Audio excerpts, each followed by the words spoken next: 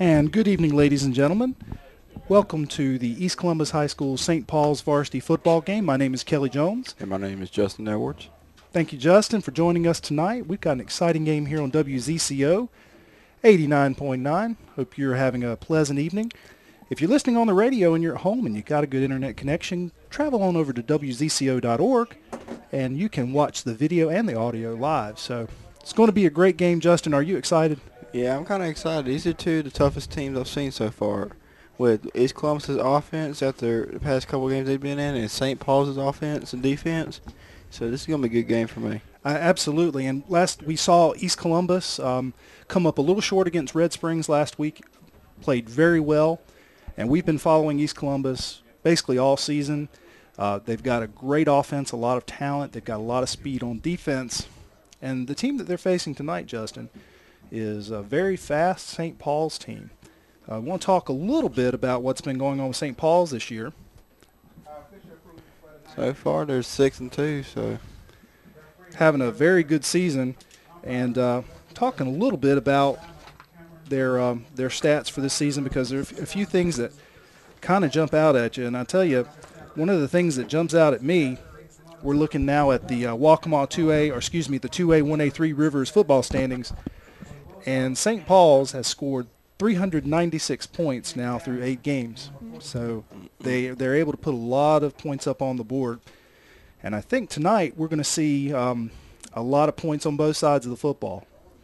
I would love to see which team. This is going to be a good game because St. Paul's is in the Robinson County area. And last time East Columbus went against Robinson County team, and at their homecoming game they lost, but they still did a good job. But this is going to be a good game for me. Okay, let's cover now the Three Rivers 2A 1A football standings at this point. Okay. And we've got Red Springs at 2-0, St. Paul's at 1-1, Fairmont at 1-1, West Columbus at 1-1, East Columbus at 1-2, and South Robinson at 0-2. So everything's tight, and like I say, it's going to be a good game. So far, we've got Whitney Kavanaugh, first-year student at CCCA, working on cameras. Jordan Singler, first-year student, working on camera. Daniel McNair on Switcher CG. He's a second-year student. And Ethan Jacobs on CG Switcher as well, and he is a second or third-year student. And myself, the second-year student, I'm announcing. And looks like the coaches are heading back, getting ready for a coin toss. St. Paul has won the toss and will receive. They will be defending the north end, the Gators the south end. And both team coaches head back.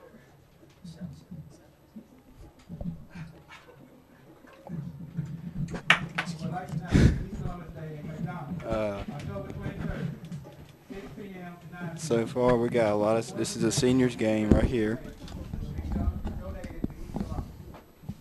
and we got 2 minutes and 30 seconds left to go into the first quarter of the game, and about to start the first quarter.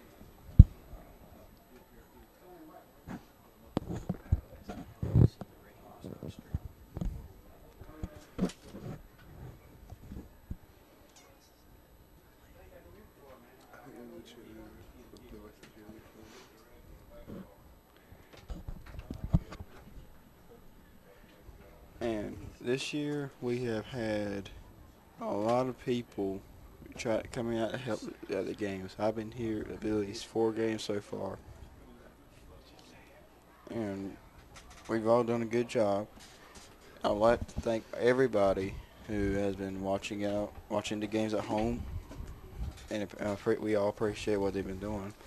And I would like to appreciate all the people from my school coming working out here at the games, like myself, Danny McNair, Ethan Jacobs, Whitney Kavanaugh, and Jordan Singler, and Johnny Clark Wright, and everybody else that came out to the game. It's kind of fun too, right? Mm-hmm. Good atmosphere. It's a little cooler tonight than it has been. We've been here a couple of nights where I think it was 90 degrees with 300% humidity. Mm-hmm. and the lowest it's been is about 85, I believe. Absolutely. So it should be a good game tonight. We've talked a lot about conditioning in the past, Justin, with these teams. And, of course, conditioning is a very important part early on in the season.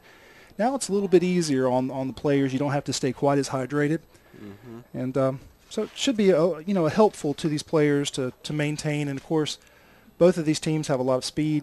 It takes a lot of endurance. So a little cooler night typically will benefit the offense. Definitely. Okay, so we're going to run down the roster for St. Paul's, and then we'll tell you who's going to be playing for East Columbus. For St. Paul's, number 1, Dion Gilchrist. Number 2, Davon Smith. Number 4, Dimitri Lane. Number 5, Malik Livingston. Number 6, Charles Waters. Number 7, Kane Banner. Number 8, Jacob Locklear. Number 9, Lucan Hunt. Number 10, Xavier Downing. Number 20, David Inman. Number 21, Katie Hill. Number 22, Sean Williams. Number 23, Daquan Blue. Number 25, Javon Crawford. Number 32, Jamel Leonard. Number 34, Damian McMillan. Number 36, Jordan Hinton. Number 42, Detorius Robinson. Number 44, Gabriel Washington. Number 45, Alonzo McCullum. Number 51, Larry Locklear. Number 52, Trey Harrell. Number 55, Michael Freeman. Number 56, Deontay Stevens. Number 60, Malcolm Simpson. Number 62, Tristan Gastile. Number 65, Alex Jones. Number 70, Kendall Lowry Ivy. Number 72, James Locklear. Jordan Lewis, Sharon Jones, Matt Lowry Ivy, Dallas McQueen, William Williams, Michael Robinson, and Jonelle Arnett for St. Paul's. Okay, Justin, opening kickoff here. St. Paul's versus East Columbus, a game with a lot of implications in the Three Rivers Conference. Mm-hmm.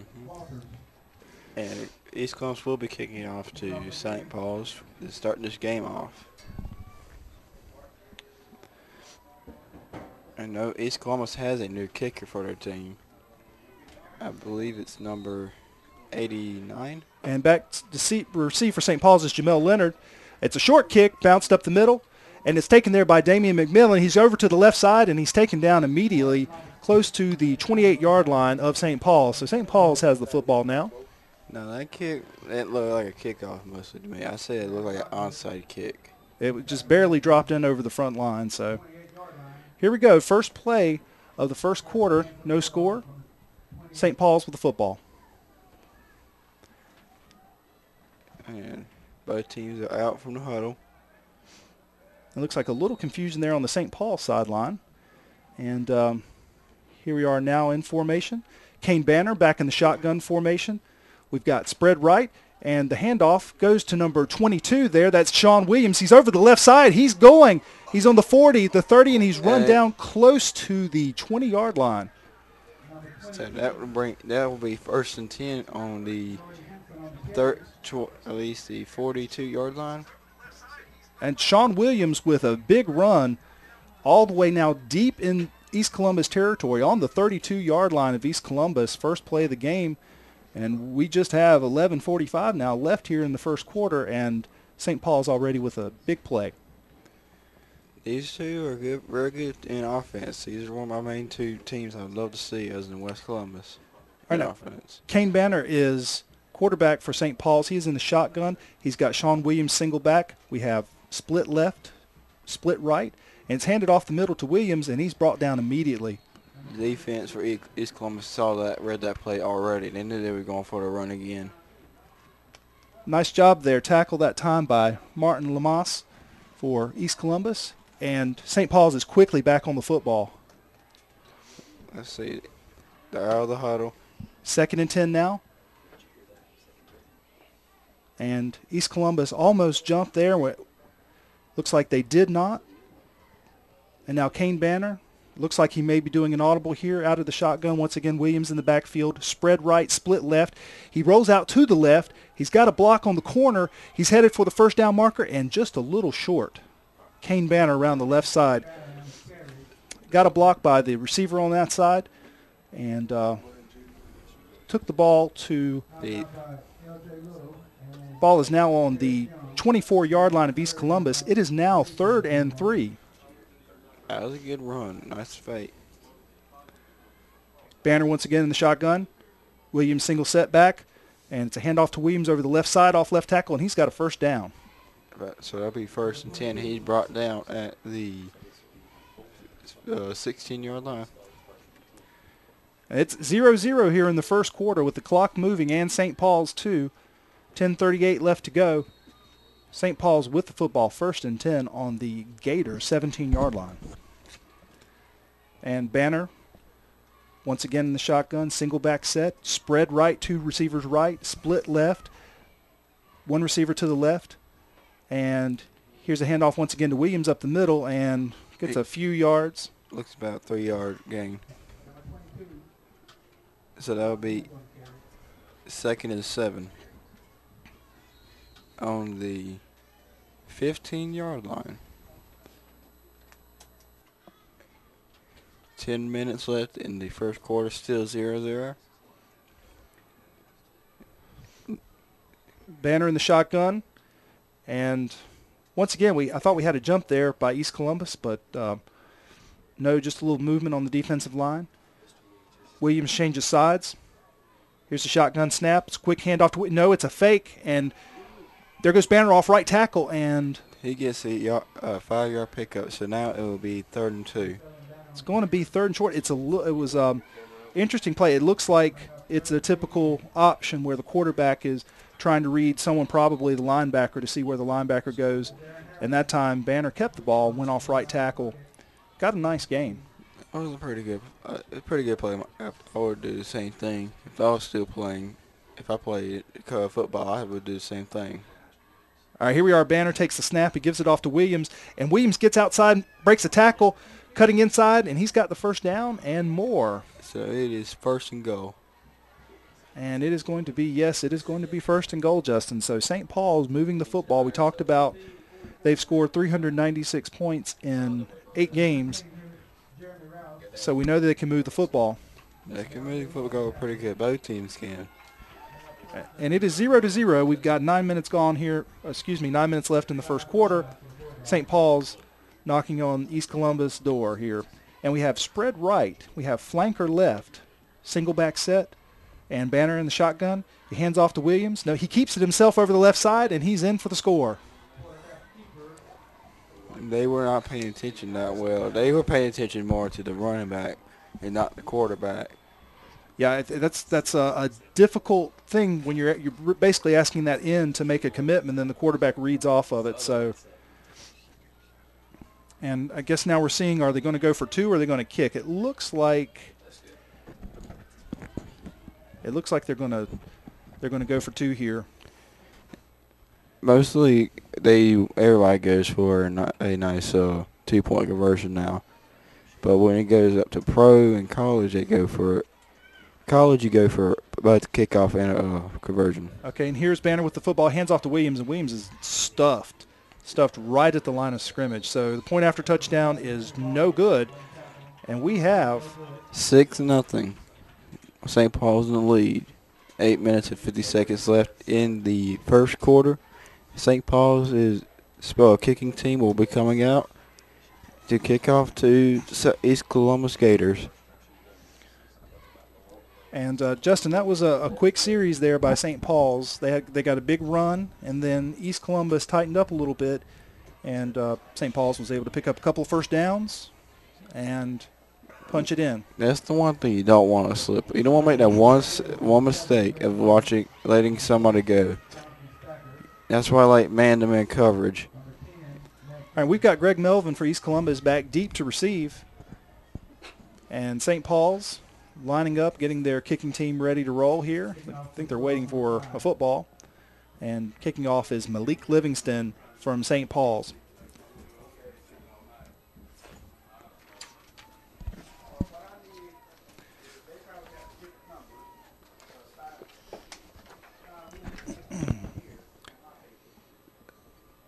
And waiting for the official signal, and here we go.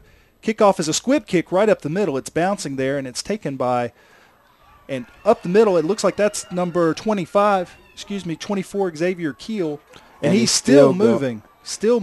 And he's dropped at between the 46 and 47 yard line. And I'll check that. That was Britton Spalding who picked up the squib kick by St. Paul's. Excellent return and carried several tacklers 10 yards. So it is now 1st and 10 on the 46-yard line for the Gators. It is now the Gators' turn for offensive movement. So let's see how they get in movement. They're already in territory of St. Paul's. And Ricky Ratliff is in the shotgun with Nick McClure in the back. He's got 2 backs in the backfield. They've got split left, and there goes Derek Young in motion. He gets the quick pitch, and he's over across the end. And he's going to gain about 4 yards. Nice little quick pitch there. And when you let Derek Young get a head start on you as far as running goes, it's hard to catch him. So that's what you need to watch out for when it comes to Ronald and Ricky Ratliff and Derek Young. You need to watch out for them because those 3 are the main quickest ones on the team. And we've got Taryn Manning and Nick McClure in the backfield with Ricky Ratliff in the shotgun. And we've got flanker left, and Ratliff hands off then to Melvin. And check that Manning, and he has a first down. So it is now 1st and 10. And the tackle is made by David Inman from St. Paul's, but not before East Columbus picks up a first down.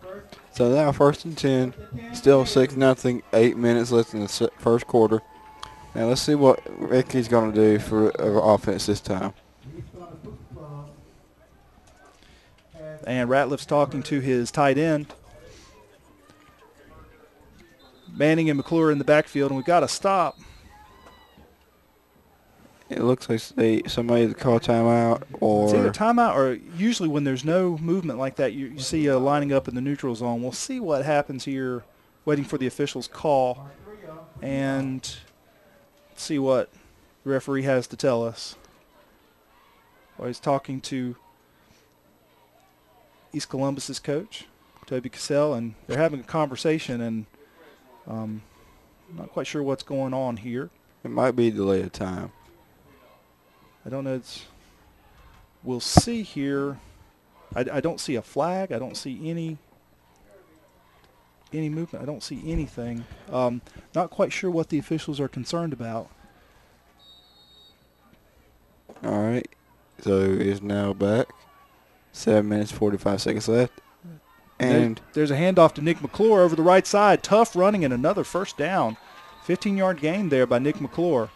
Right over right tackle. Now, this is what I like to see between these two. These two teams right here can move the ball in just a matter of that 1 second. So this is going to be a nice, rough game for St. Paul's and East Columbus.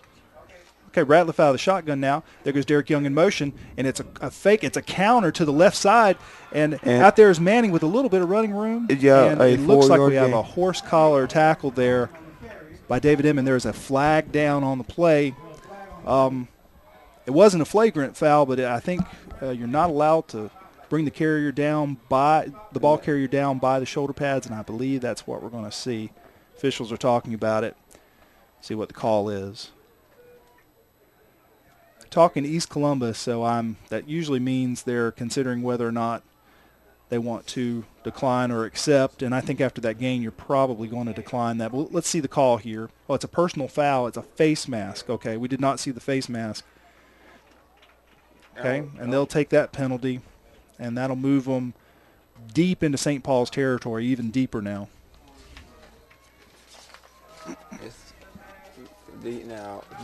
I thought offensive penalties you can make up, but defensive penalties you're going to get chewed out by the coach. Probably any penalty. Here we are now, and we've got first and goal for East Columbus, trailing 6-0. Ratliff in the shotgun with to the outside now. That's Greg Melvin getting a little running room. He makes a move, and he's in the end zone.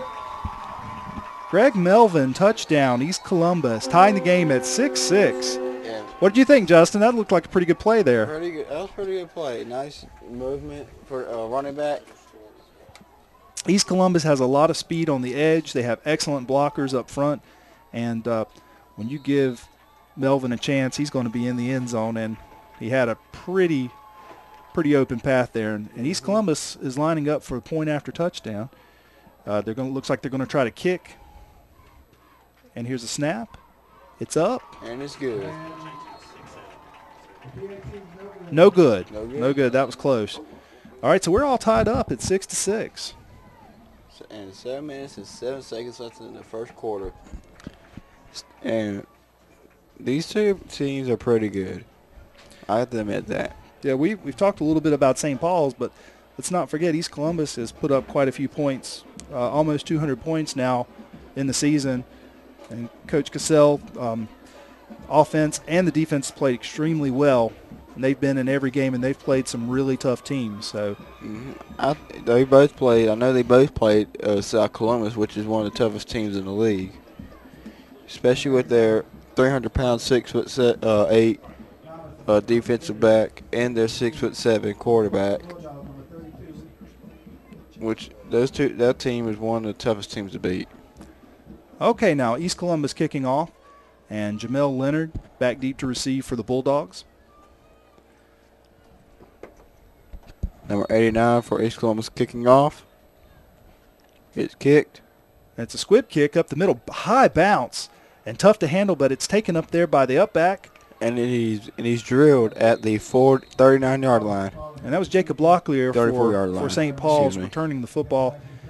He handled that bounce very well. The ball bounced about 10 feet in the air, and he brought it down on the hop and got it up the middle. St. Paul's now in business on their own 35-yard line, 1st and 10. Let's see what their defense for East Columbus is going to do this time. If I was coach, I'd make him do man-to-man coverage. Let's see, we haven't seen St. Paul's try to throw the football. Now we've got Malik Livingston in motion, and he gets the football on the speed sweep around the end, and nothing doing. He's got about a 1-2 yard gain. So Malik Livingston goes in motion, and the ball is snapped and handed immediately to him at speed sweep. And the hope is you get to the outside.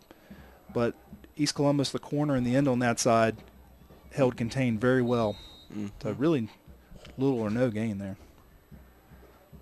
Okay, we got spread right, split left, 3 wide receivers, and we've got Banner waiting for the shotgun snap, and he's going to throw the football. He's got a man open, and It's a little too far. Deion Gilchrist had a step there on Greg Melvin, but the ball was about 5 yards too far. I think he saw the defense coming in, and he got a little bit scared, and he had to throw it away to his closest receiver. Now it was open. Yeah, so taking a shot downfield now. That was the first throw that we had seen, and, of course, we've seen that they've thrown the football in the past. So this time we've got spread right, split left, and Banner waiting for the shotgun snap. And looks like they're checking off now, changing the play.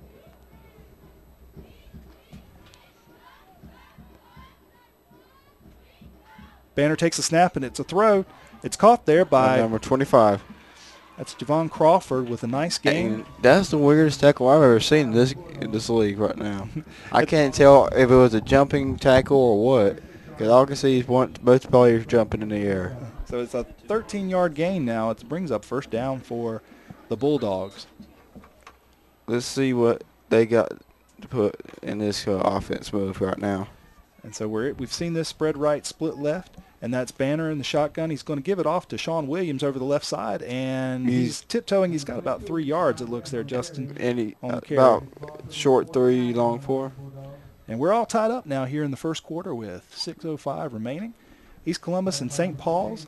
Both teams have moved the ball fairly well. St. Paul's is moving the ball almost at midfield on their own 49-yard line. And it's interesting when you see St. Paul's, and they're very well coached. I know they're coached very well. This offense is very disciplined, just like East Columbus's offense. And they do a lot of changing up front. And there is Sean Williams. Oh, it looks like it's a fumble. There's a fumble. And it's picked up by East Columbus, and he's going to go into the end zone. That is a touchdown. So it is now 12-6. East Columbus leading by 6 points. And wait a minute, East Columbus has an injured player on the field. Looks like a knee or shin injury. I'm not sure. And it was a fake handoff. Kane Banner fumbles the football.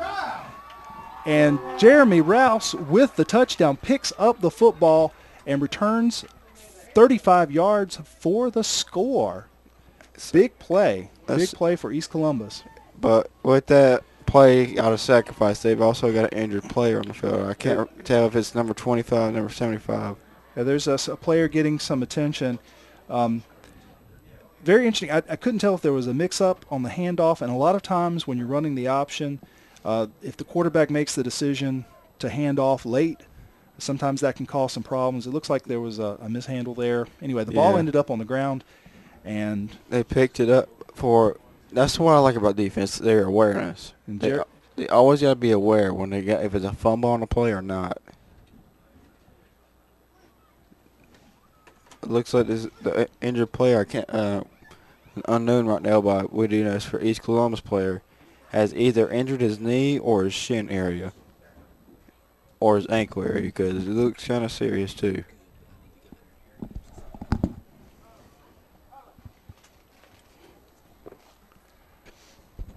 And so attention now on the injured East Columbus high school player.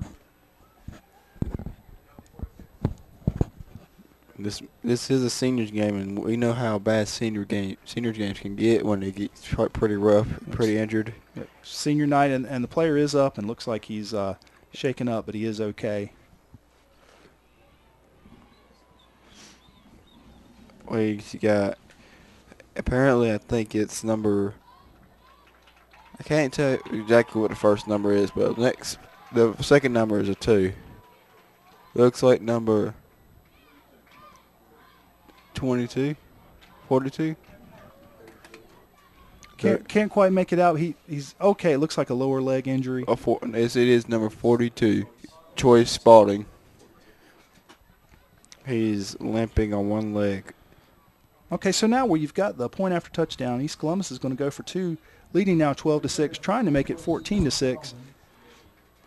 And Ratliff is now under center. He's got a 3 in the backfield. It's a handoff to Nick McClure. He's up the middle, and he is in.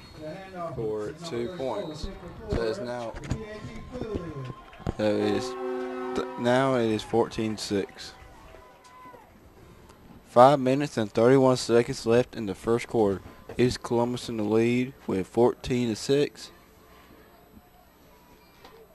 And both teams have done a pretty good job this quarter. I'm telling you. A lot of offense, and I think we anticipated we'd see a lot of offense, and we have not been disappointed, but we also saw a little defense too.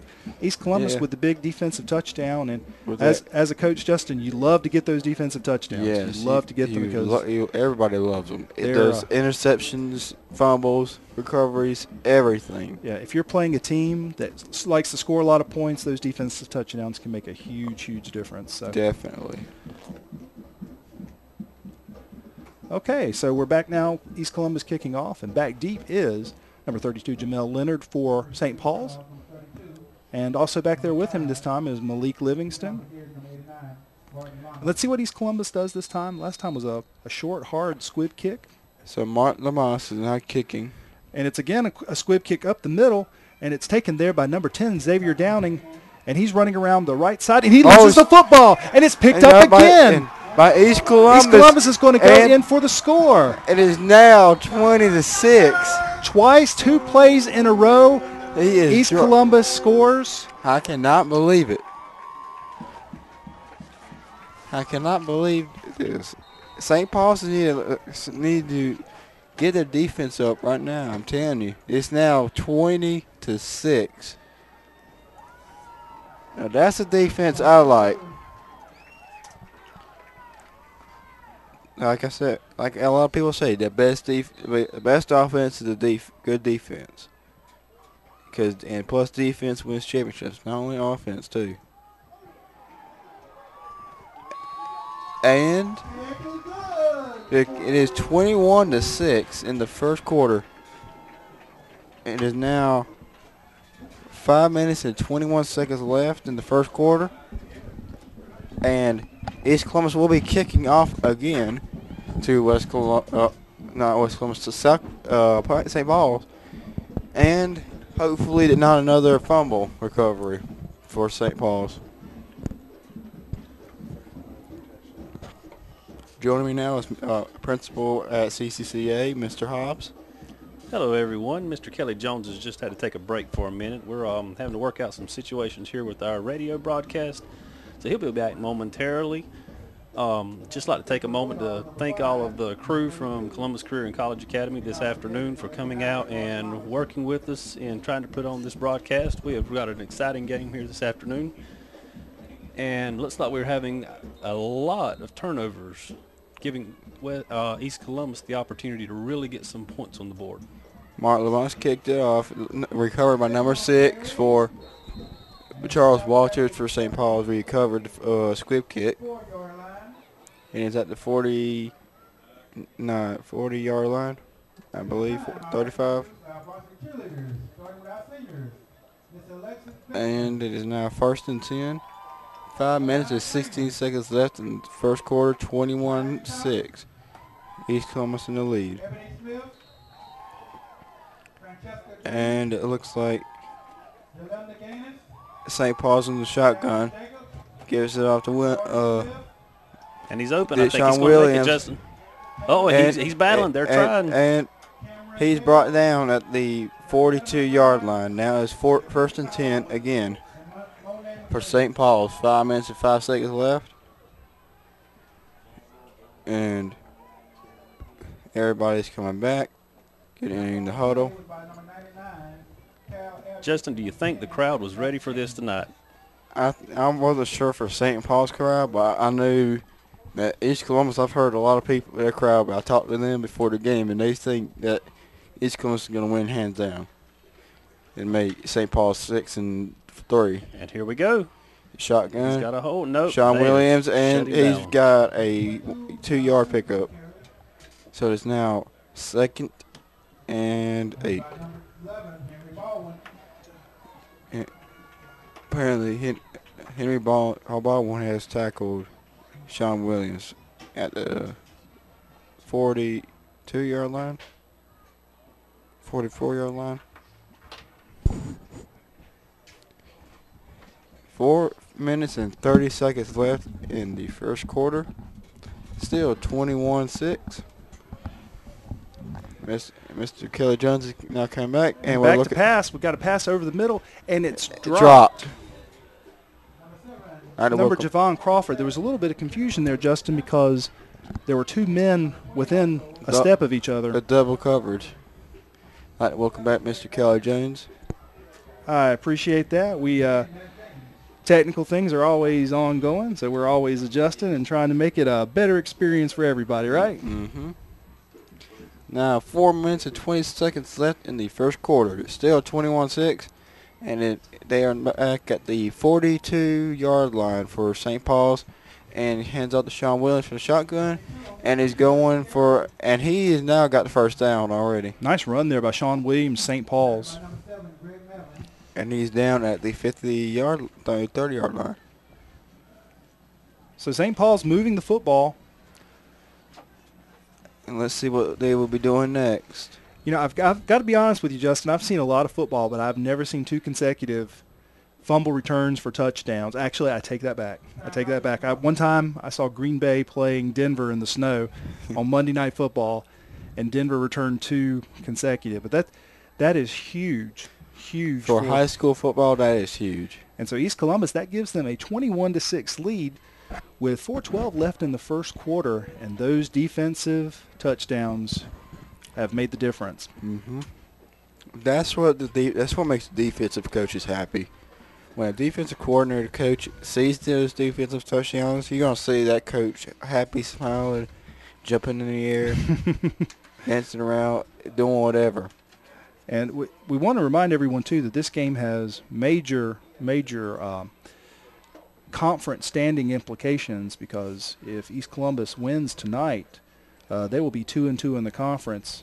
St. Paul's will be 1-2, and East Columbus will be in second place behind Red Springs. And I don't know who Red Springs plays tonight. We'll hopefully get those scores for you. Red if they are Springs, playing. I know they play next week against West Columbus. We've got Kane Banner now back in the shotgun after the timeout. We've got Malik Livingston out to the right. We've got split left, and here's Livingston in motion, and it's a fake and a drop, and he's got a man open in the end zone, and it's a touchdown. It is now 21-12. Touchdown for St. Paul's. And Banner faked the speed sweep, pulled back, and threw a bullet to the left end of the end That zone was a nice play. for the score. I admit that. That was a nice play for St. Paul's. I got to admit it. Against East Columbus. Showing a lot of team speed to St. Paul's. And I believe on that was William Williams for the touchdown. I'll check that. That's Javon Crawford. It looks like they're going for the 2-point conversion. They've got 4 wide receivers, 1 back in the backfield.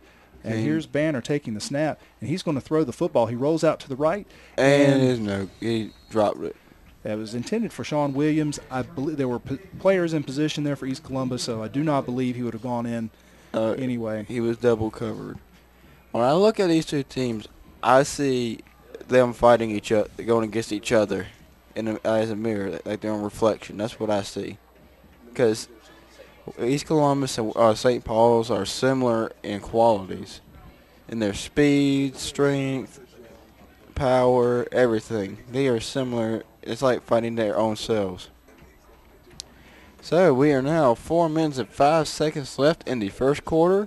21 for East Columbus, 12 for St. Paul's. St. Paul's is now going to kick off to East Columbus Gators. Looks like we're going to have Greg Melvin back deep to receive. Of course, we haven't had a football kicked on a kickoff more than 20 yards because both teams have been trying to drop the ball in just behind the front line. See what happens this time now with Malik Livingston set to kick off for the Bulldogs. And they kick it off. And not even using a tee. It's a squib kick over to the left, and the ball is taken there by the up man. He's heading towards the center. And he's dropped at the 50-yard line exact. We'll check that. I believe that's the 40-45 there. No, yeah, that's the 45-yard line. 45 of East Columbus in business now. East Columbus with the lead, 21-12, and there's 3:58 still left to go in the first quarter. We're going to be out of breath by the time the game's over at this pace. Yes. If we see more fumble recoveries, we will. And here we are, Ratliff in the shotgun. He's got 2 backs. We've got split left.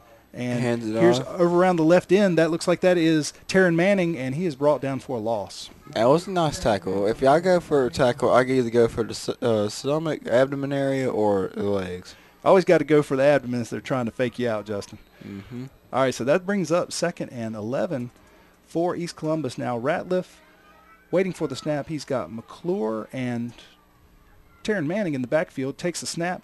Fakes to Manning and hands off to McClure. He's got a big hole over the right side. Nice game. And they tackled at the 50-yard line. But I saw a little questionable call from the referee. I don't know if they saw a little jump start before St. Paul's, but like I said, they're the officials of the game. They've got the good view, right? Mm-hmm. Along with our viewers at home. All right, here we go. So we've got Ratliff, Manning, and Nick McClure in the backfield. And it looks like he wants Derek Young to change sides. Derek Young's going to be split to the right, deep in flanker position. And here's the snap. And it's a drop-back pass. And over to the flat. And it is good caught. Call, and we got a flag on the play. I think that was pass interference. And that was a great reception there by Marquise King. And we'll see what the call is. I'm guessing that's going to be pass interference where we're looking at, but that is a first down. Nice throw and catch there. Ratliff to King out in the flat. It was an excellently placed ball, and King laid out for it, made the catch, and we're waiting for the flag. Let's see what's happening with the flag. And it looks. And they're talking East Columbus, and when they're talking to you, if you want to accept they the want to penalty know or if you want to decline. accept it. Yeah, so we're going to say that So they're asking a quarterback, Ricky Ratliff. Now that is definitely going to be pass interference against the defense. And it is a first down for East Columbus. And apparently they accepted. And it looks like they'll be at the 40-yard line, I believe. Nope. The 35-yard line. Marking it off, so that's a big gain, and the penalty tacks on a little more. So East Columbus in business now on the St. Paul's 34-yard line, and we've got a stoppage. And let's see what the officials want to talk about here. So there's now 2 minutes and 40 seconds left in the first quarter. 21-12. East Columbus at their home stadium in Lake Waccamaw, still in the lead. Now let's see what Ricky Ratliff's got in the shotgun with two backs in the field with him. And here's a snap, and it's a quick handoff there to Taryn Manning. He goes around the left side, works his way down across the left sideline, and a nice gain. We'll call it 7-yard gain there for Taryn Manning on the carry. So it'd be 2nd and 3. But a lot of people in the high school football leagues, they're going for more running plays because some don't have strong arms, which I can understand. But when it comes to college and pro, they go for everything. But if I was for a high school coach, I'd go for a short pass, short pass, run, then go for a pass because you confuse the defense. And we have easily. a flag. We got a personal foul against St. Paul's. And, Justin, that's going to be a big gain. That is going to move the football down all inside the way to the first, I believe the 10-yard line. Nope. 15-yard line. So it's now 1st and 10 again, 2 minutes and 26 seconds left. East Columbus has the ball, 21-16. So let's see what Ricky Ratliff is going to do now. And it looks like he's going to have with him Greg Melvin in the backfield, Nick McClure. And here is the snap. He takes it, hands it off to Nick McClure, and he gets tripped up right at the line of scrimmage, falls ahead for a couple yard gain there. Checked up on number 42, Troy Spalding. It looks like his injury might have put him out of the game or the rest of the game because he has not got back on the field yet. He's laying on the bench right now, hurting. So our best wishes go to him and Ricky Ratliff hands. And looks like we have a flag on the play there. Looks like early start because I saw a lot of people jumping at the same time. That's definitely going to be a false start against East Columbus. It's going to move them back to 2nd and about 11. Let's wait for the call here. It was by the side judge, and that usually is either offsides or procedure. Offsides against East Columbus. So in that case, what happens is the offense is lining up, and a lot of times it will be the split end on that side who's lining up a little bit past the football, and I believe that's what happened on that play. So sometimes that can happen when you get offsides. It's rare to have offsides on the offense, but it's typically one of the for defense. I checked that. The official is changing. It's changing it. Okay, now he's sorry, everyone. The official has changed the call. It's actually offsides against St. Paul's now. No, it's offsides against the defense. And that's going to bring up 2nd and short now on the 4-yard line. East Columbus knocking on the door of the St. Paul's end zone. And Ratliff waiting for the snap. Here's a snap. It's handed off to Melvin up the middle. And he's in for the score. And it's touchdown, I believe. In for the score. Yep, touchdown. So there's now 27-12. East Columbus in the lead. And for those of you that are just joining us, it's not the third quarter. It's 1:49 left to go in the first quarter. And the two teams have put up a combined total of 39 points in the first quarter. So East Columbus now set for the kick after the touchdown. Derek Young on the hold. Ball is up. And it's good. It's good. Now it's 28-12. East Columbus in the lead. 1:49 seconds left in the first quarter. And now the kicking team for East Columbus with kicker Martin Lamas will be going out on the field, and St. Paul's kick return team will be coming out on the field. Now let's see what happens here. If it'll get a fumble recovery or what. I would love to see another fumble recovery. And that was a big offensive series because St. Paul's had a big play, scored a quick touchdown to answer the 2 defensive touchdowns scored by East Columbus. East Columbus comes right back with their offense, what they've done all year, Coach Cassell's team, drive the football, big plays, short plays, consistent blocking up front, and basically drove the football down for the score. So we're seeing 2 excellent offenses here tonight. And update on Choice Spalding. Kind of fun to watch, too. Update on Choice Spalding. He is not going to be in the game. Yeah, I think they're taking him to be looked at. He's okay, but it looks like he's got a lower leg injury. So here's the kick now. And this time it's a deeper kick, and it's taken there by Malik Livingston up the middle. Now he's going to go over the right side. He's got a wall, and the wall broke down. And he is drilled at the 35-yard line. That was a nice hit by East Columbus. Yep. Number 53, Cameron Little, knocked Livingston out of bounds over here on the right side after a decent return. could not quite get the corner turned, and St. Paul's now 1st and 10 on their own 35-yard line, trailing 28-12 with 1:41 in the first quarter left to go. So let's see what they got planned on here. Minute and 41 seconds left in the first quarter. And Kane Banner now in the shotgun, and he's got Sean Williams in the backfield with him, and we've got a whistle. It looks like, Let's see what to call it. Looks like we have an equipment issue for East Columbus. And it's a good job by the officials to see that equipment issue and stop play. So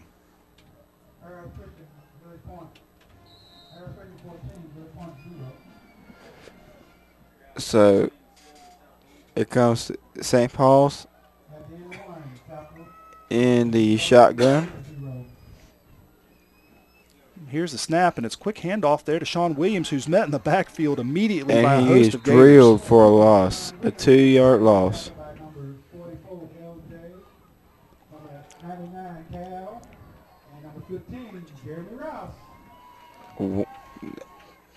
No, he was stuck. I got to admit that. He was stuck. All right, so big loss on the play of 5 yards. Going to bring up 2nd and 15. St. Paul's now with Kane Banner waiting for the snap, and we've got split left, flanker right. Here's the snap. It's going to be a drop back pass out into the flats and a little high. They were lucky that there was not a defensive backman there, because that would have been another defensive touchdown right there. Javon Crawford was in position, but Kane Banner's pass was just a little high. On target, but just a little high. So it looks like St. Paul's will be in shotgun formation with 3 wide receivers.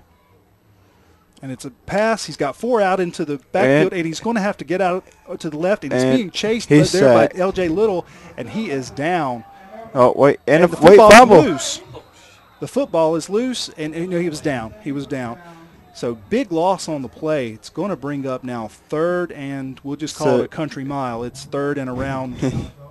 I don't even know if I can count that. It's on the 20-yard line. Yeah, it's 3rd and around 35.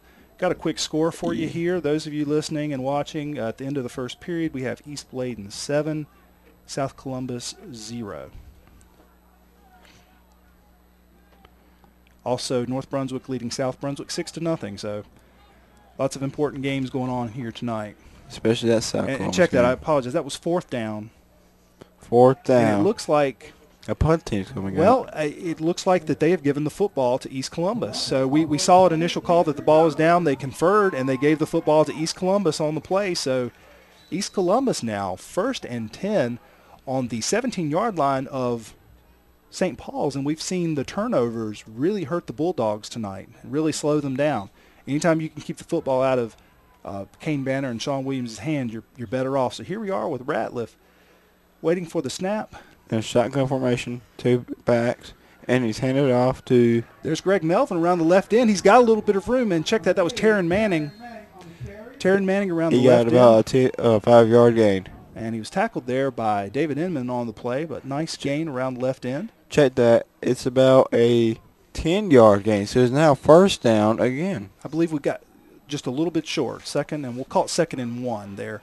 But the ball is on the inside of the 10-yard line. St. Paul's. East Columbus driving now, leading 28-12, still in the first quarter. And there's Nick McClure up the middle, and he is good. Nick McClure with the score. For now it is I believe 34. It is now 34-12 in the first quarter. East Columbus leading the St. Paul's Bulldogs. With 7 seconds left in the first quarter. Now all they need... So let's see. It looks like they're going for a field goal try. Derek Young and Martin Lamas about to kick off. Good hold by Young. It's up. Over to the left, and it's no good. No good. 34. East Columbus leading 34-12. And is now they're down by 22 points. So we have seen 47 points here in the first quarter, Justin. And if you like offense and you like defense, this has been a great game for you. I will say that both offenses have moved the football. St. Paul's, you can tell, obviously very well coached, very well disciplined. Turnovers, though, it doesn't matter if it's Pee-wee or pro. Turnovers typically determine the outcome of the game. Not always, but we've had 3 big turnovers here by St. Paul's, and it's really helped the Gators. And the Gators have taken advantage each time by scoring a touchdown. Two on defense and 1 just now on offense. So that's what I like about sports these days. It's about discipline these days and respect. And Martin Lamont's about to kick off. And Malik Livingston is back deep to receive, and let's see if he gets a chance to get his hands on the football. We've seen his speed, and now it's a looping kick. It's going to be taken over on by number 32 there. That's Jamel Leonard. Let's see if we got no defensive recovery for a touchdown this time. So return there back to the 36-yard line of St. Paul. St. Paul's taking over now 1st and 10. And we're going to have a change of, the first quarter is still not over, Justin. We've got 3 seconds left to go here in the first quarter. This is about to get good. And St. Paul's with the football, 1st and 10 on their 36-yard line. St. Paul's trailing 12-34 East Columbus with a big lead thanks to some turnovers by St. Paul's. This is what surprised me most is East Columbus's defense this game. Played very well, and we've seen them play very well in the past, and they're definitely holding St. Paul's very well here in the first quarter. Sean Williams taking the football around left side, and he is met immediately by a host of Gators led by Taryn Manning on that right side. And they got about a 1-yard pickup, or he was tackled back to the line of scrimmage. We'll see where they mark it. It's going to be 1 yard. Yeah, a very small gain. So it's now 2nd and a long 9 yards. And we've got a player down for East Columbus. Looks like they're going to pay some attention to him. And while they're doing that, I just want to share with you a few things about St. Paul's year so far. Of course, their first game they lost 70-48 to Grays Creek. Came back against Fayetteville Christian with a win 58-40. Beat Southern Lee 42-14. Then scored 76 points against West Bladen, won 76-45. Won against Harrell's Christian 42-22. Beat East Carteret 68-12. Lost to Red Springs 48-20. Of course, East Columbus played Red Springs to a very close game last week and was driving when a last-second interception happened, and beat South Robinson 42-14. So St. Paul's has had a very high-scoring offense, a very potent offense, and like we've mentioned before, scored almost 400 points in 8 games. If I'd have picked a team or one team for one of these two to beat, go against at a playoff, and it would be a South Columbus game between these two. I think it would be very interesting, and as both of those teams, South Columbus and East Columbus, has continued to develop, that would be a very interesting game. Of course, it's not going to happen because they are actually in different conferences and different classifications. But we've had, and then last week West Columbus had a very big win against Fairmont to position them to possibly do well in the conference. So we talked a little bit about St. Paul's and talked a little bit about their passing game. Just wanted to share with you a few things here, Justin. They have passed for 261 yards against Southern Lee. They passed for 237 against Grays Creek. Passed for 158 against Red Springs. So we know that they can throw the football, and they have a deep threat. And any time you can throw the football and throw the football well, like St. Paul's can, 22 points is not necessarily a big lead. I might not be a coach, but when I hear those big numbers from passing yards, that just puts my grin ear to ear. I like those big passing yards, and I also love them big rushing yards. Got a few scores now. We're waiting here, injury timeout. We've got West Columbus leading South Robinson 6-0. We talked about that big victory last week against Fairmont, 32-30 that West Columbus pulled out. Parents are coming out. It was number 99 for West Columbus, Caleb Edgell. Indicator number 99, Cal Eldridge. East Columbus player coming off, got a lower leg injury, but I think he's appears to be okay otherwise. That's 2 injuries they've had so far, but East Columbus, I know how resilient they are. And Justin, I do have a few scores for you. West Columbus, we said leading South Rob 6-0. East Bladen leading South Columbus 21-0. West Columbus 6, South Robinson 0. They're leading South Columbus? Yep. My goodness. So I'm surprised. for once that someone's actually in South Columbus, 21-0 at half. Yeah, so we'll keep our eye on that game as well. All right, so back to the field now, and we've got St. Paul's with the football, and that's Kane Banner waiting for the snap. And It looks like we are going to see a really good game in the second quarter. It is still 34-12, and East Columbus is leading. Kane Banner fakes the handoff over the right side. And the defense read that right there. Met immediately there by Brandon Freeman. Nice play there by the left side of the defensive line led by Brandon Freeman. And we are looking now at third and 7 yards to go. St. Paul's A long 7 yards. with the football on their own 39-yard line, trailing 34-12 to East Columbus. Banner in the backfield in the shotgun. He's got Williams back there with him. We've got spread right, split left. It's going to be a drop back pass, and he's got a man open there. It's Dion Gilchrist, and he is taken down immediately short of the first down there by Greg Melvin.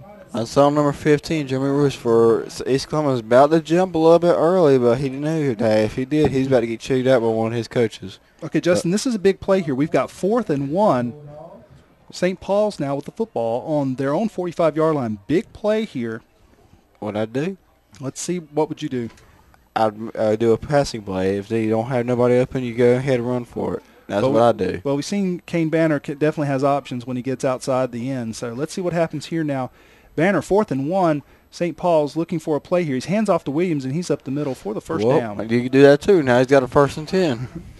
So St. Paul's moving the football a little bit now. So it's now at the 49-yard line. 10 minutes and 43 seconds left. 34-12 in the second quarter. And Justin, a very exciting game. Very exciting game we've got. And St. Paul's now moving the football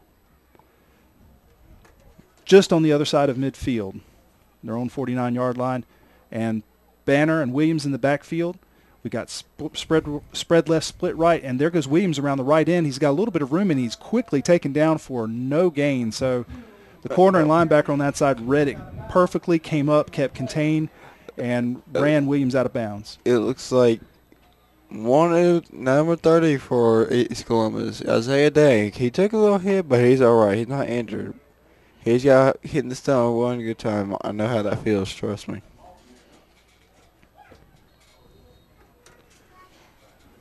And here we go, second now, and we'll call it 8. Kane Banner in the shotgun for St. Paul's, and we've got Sean Williams in the backfield, 2 wide receivers to his left, 1 to the right, and they saw a false start like I did. I believe we had offsides on East Columbus. Marchment. And it seems like St. Paul's, and again, we've seen this a lot. We've seen many teams who are out of that shotgun, that fast pace, you're running, you're trying to get on the defense, you're trying to get established, and then they'll do a quick count and try to draw you off sides. And we've seen that attempted several times, but this is the first time it's worked. So now 2nd and 5 for St. Paul's. And here's the handoff there to Williams, and he's going around right side, twist for the first down. So St. Paul's will have the first down now on the East Columbus 38-yard line. St. Paul's looks like they got an injured player on the field now. It's number 10, I believe. And that would be Xavier Donning for St. Paul's is now injured. I think he took a big hit. Either had a head-to-head collision, I believe, or shoulder. And while we're waiting here for the injury timeout, let's talk a little bit more about some of the things we've been talking about statistic-wise, Justin. And I think we talked a lot about St. Paul's and the success they've had throwing and running the football. Let's talk a little bit about East Columbus this year. Of course, the first game of the season, they lost a tough game, 27-16 to South Columbus. Yeah. Rebounded with a big win against East Bladen, 18-0. Beat North Brunswick 20-6. Beat Whiteville 28-8 the next week. Lost a very close game to Southwest Onslow, perennial powerhouse down in Onslow County. And then lost another close game to Anson County in Wadesboro, 27-20. Beat East Columbus, West Columbus 46-8, and then had a very tough game against Red Springs, again driving. Definitely. And had a unfortunate play there right towards the end of the game. They had a shot to tie or possibly win the game there. So I mean, that's a good game. They can fight to hold their ground. I mean, East And- Columbus and South Columbus and West. All three of those are rivals. They've been rivals since they've all met each other. So, I I mean- also do have another score for you, Justin.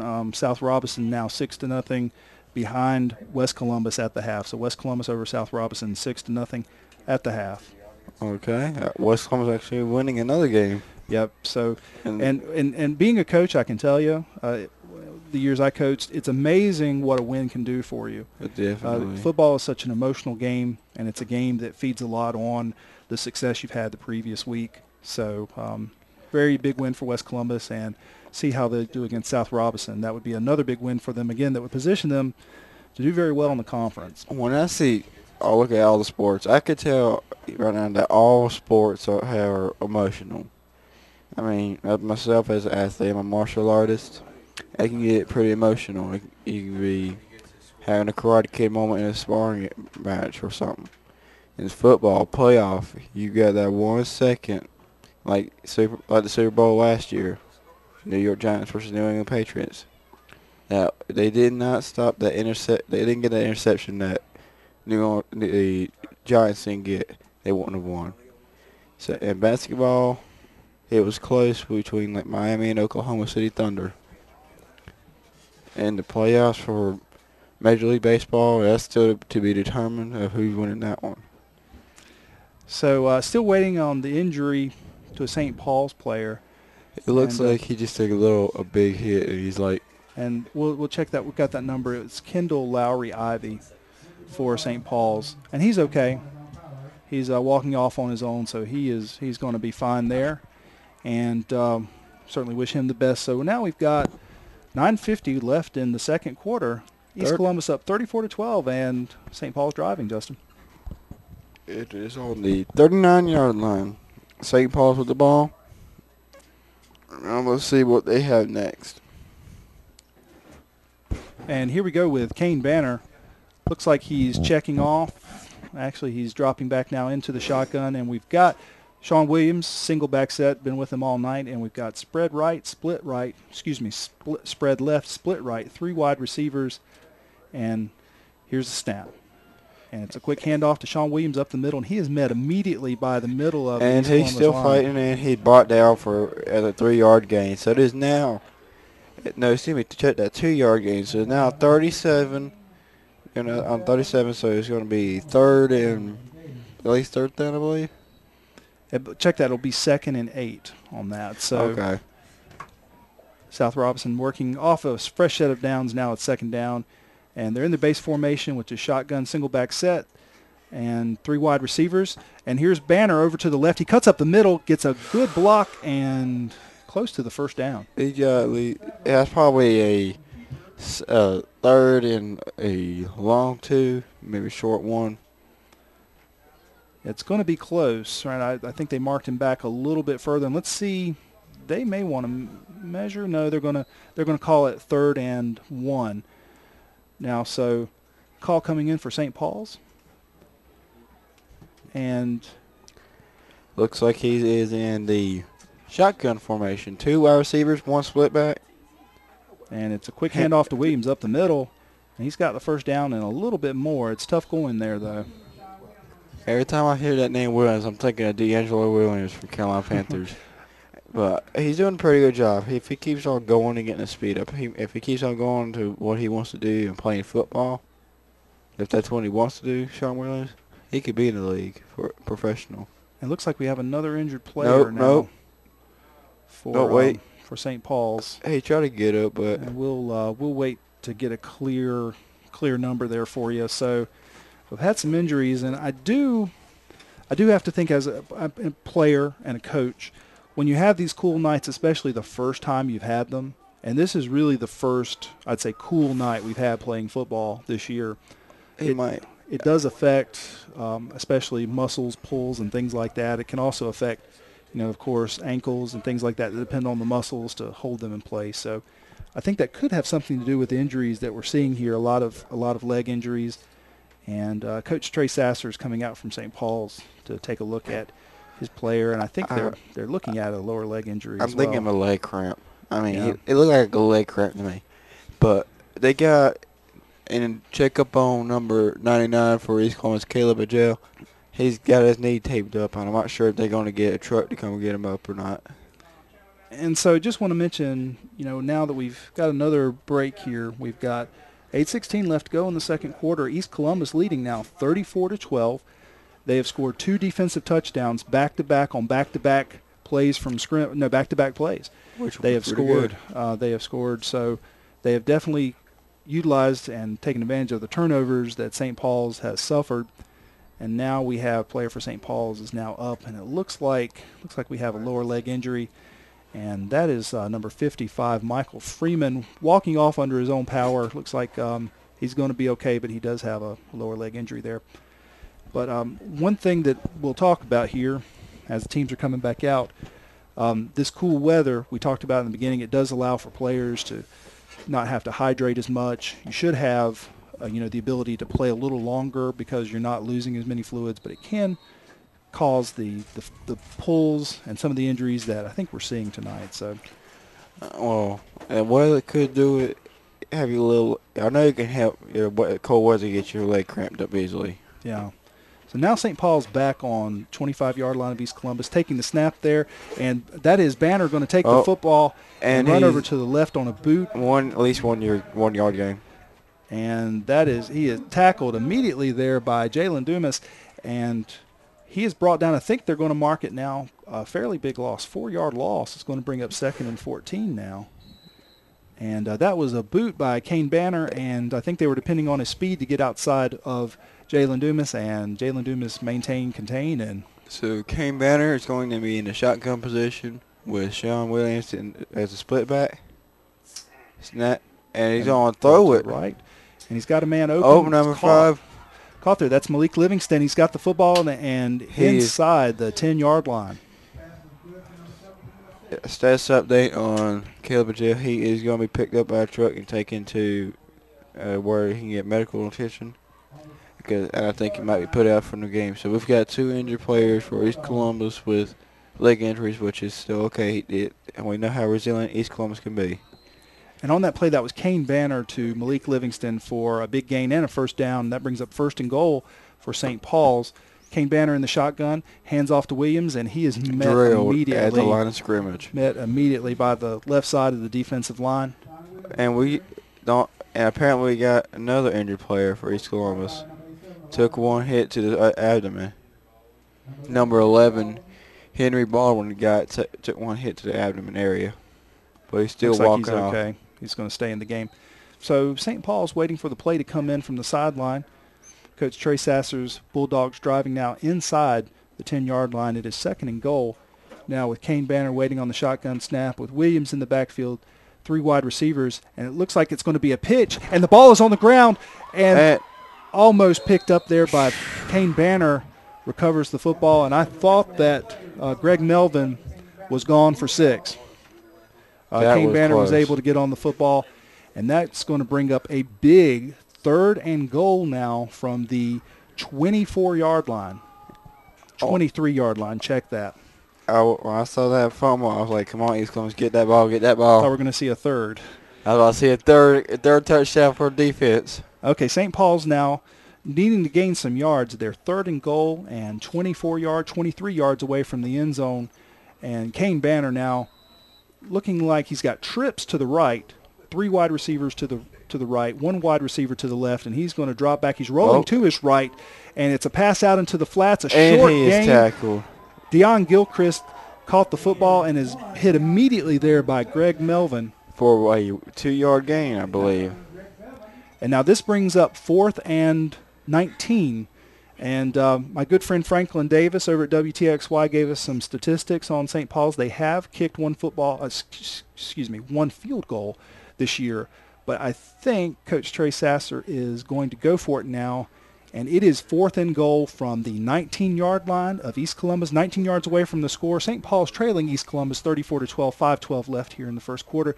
And there is Banner rolling out to his left, and he is in trouble. He throws it up in the air, and it is almost intercepted. That was almost interception. Another defensive touchdown. Closely. And then almost on the tip caught by St. Paul. So Here comes the deep offense for East Columbus with Ricky Ratliff, the quarterback.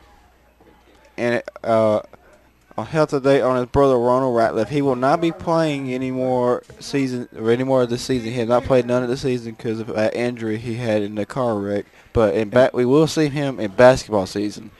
all right, so East Columbus taking over on downs, and with a 34-12 lead with 5:03 left now in the first half.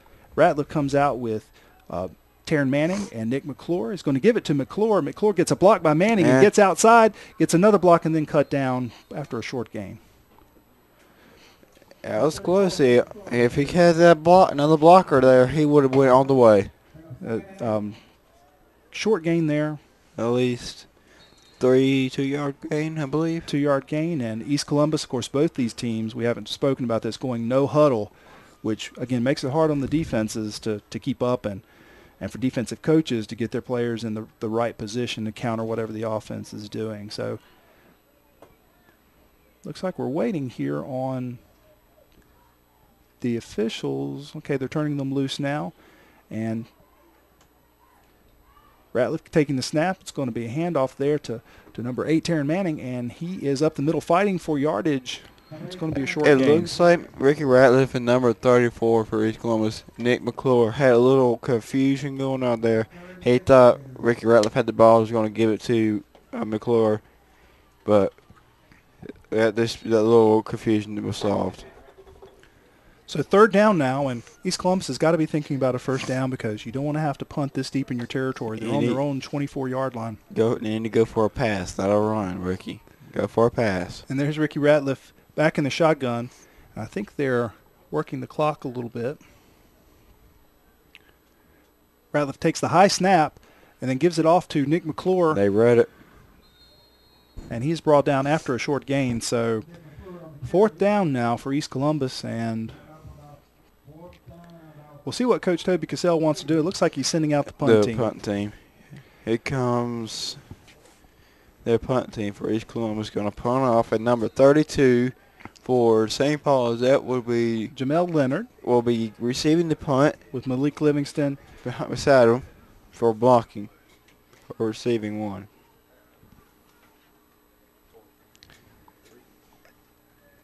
And snap the Here's ball. the Punt.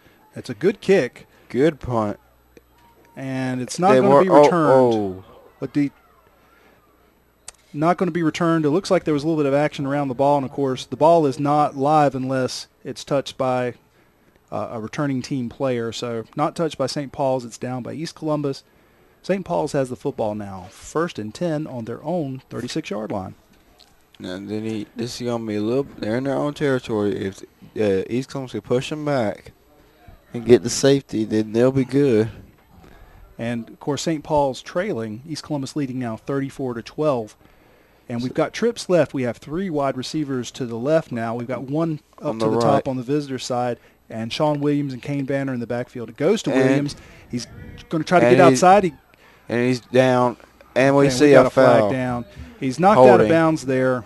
I believe that was holding. Yeah, and he's knocked out of bounds there by John Mitchell. I believe we got holding on number 7. Yeah, we're going to look at holding or perhaps a block in the back. We're going to see. Officials are talking, and they won't talk long, so it must have been pretty clear cut. Let's wait for the call from the referee. So we got 2 minutes and 36 seconds left in the second quarter. Then we're going to go to halftime. So it's now 34 for East Columbus and 12 for St. Paul's.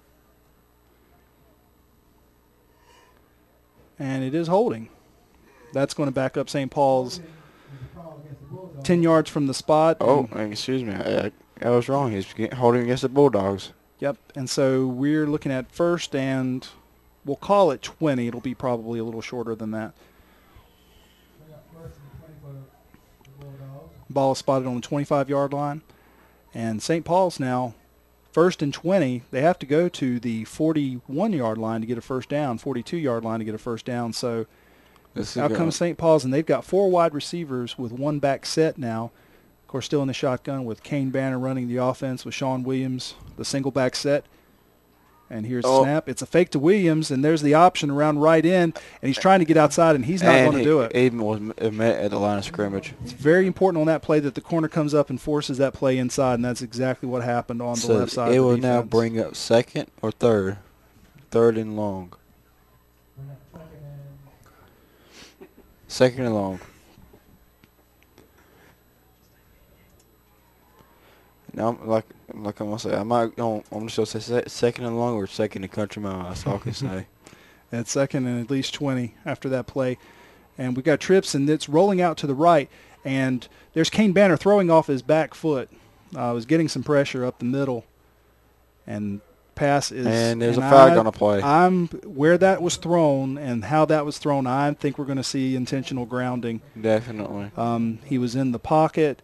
There was no one nearby except for the side judge, and he is not an eligible receiver. So yeah. I think we're looking at intentional grounding. We'll see. They're talking to East Columbus, and that should be a 5-yard penalty and loss of down. So let's see what the call is. I'm guessing that's what it is, but let's see what the official has to say. It is intentional grounding, and that is a loss of down. And that is going to bring up now 3rd and 25 for St. Paul's. In the shadow of their own goalpost, trailing 34-12. East Columbus is leading 34-12. A minute 54 left here in the half. And St. Paul's needing a big play here to get out of this hole. So we got a minute and 54 seconds left in the second quarter, 34-12. So it's going to be 3rd and long for St. Paul's, and he's met already at the line of scrimmage. Williams takes the snap. Williams takes the handoff from Kane Banner, and there is nothing there, and it is 4th and 25 in the punt team for St. Paul's. East Columbus is going to have a chance to get the ball in excellent field position now with about a minute and 30 left in the first half. Going back to the penalty, when I see teams, I think the most disciplined team is the team that declines penalties.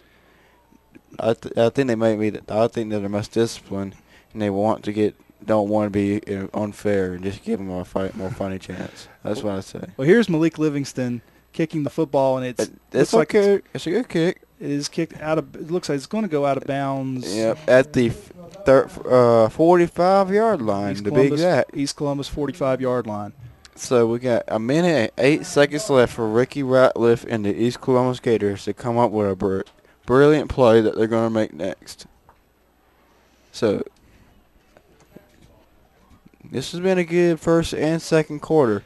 This has been a good football game on both sides of the football. East Columbus taking advantage of some breaks, but we've had, folks, 2 defensive recovery touchdowns. I'm surprised.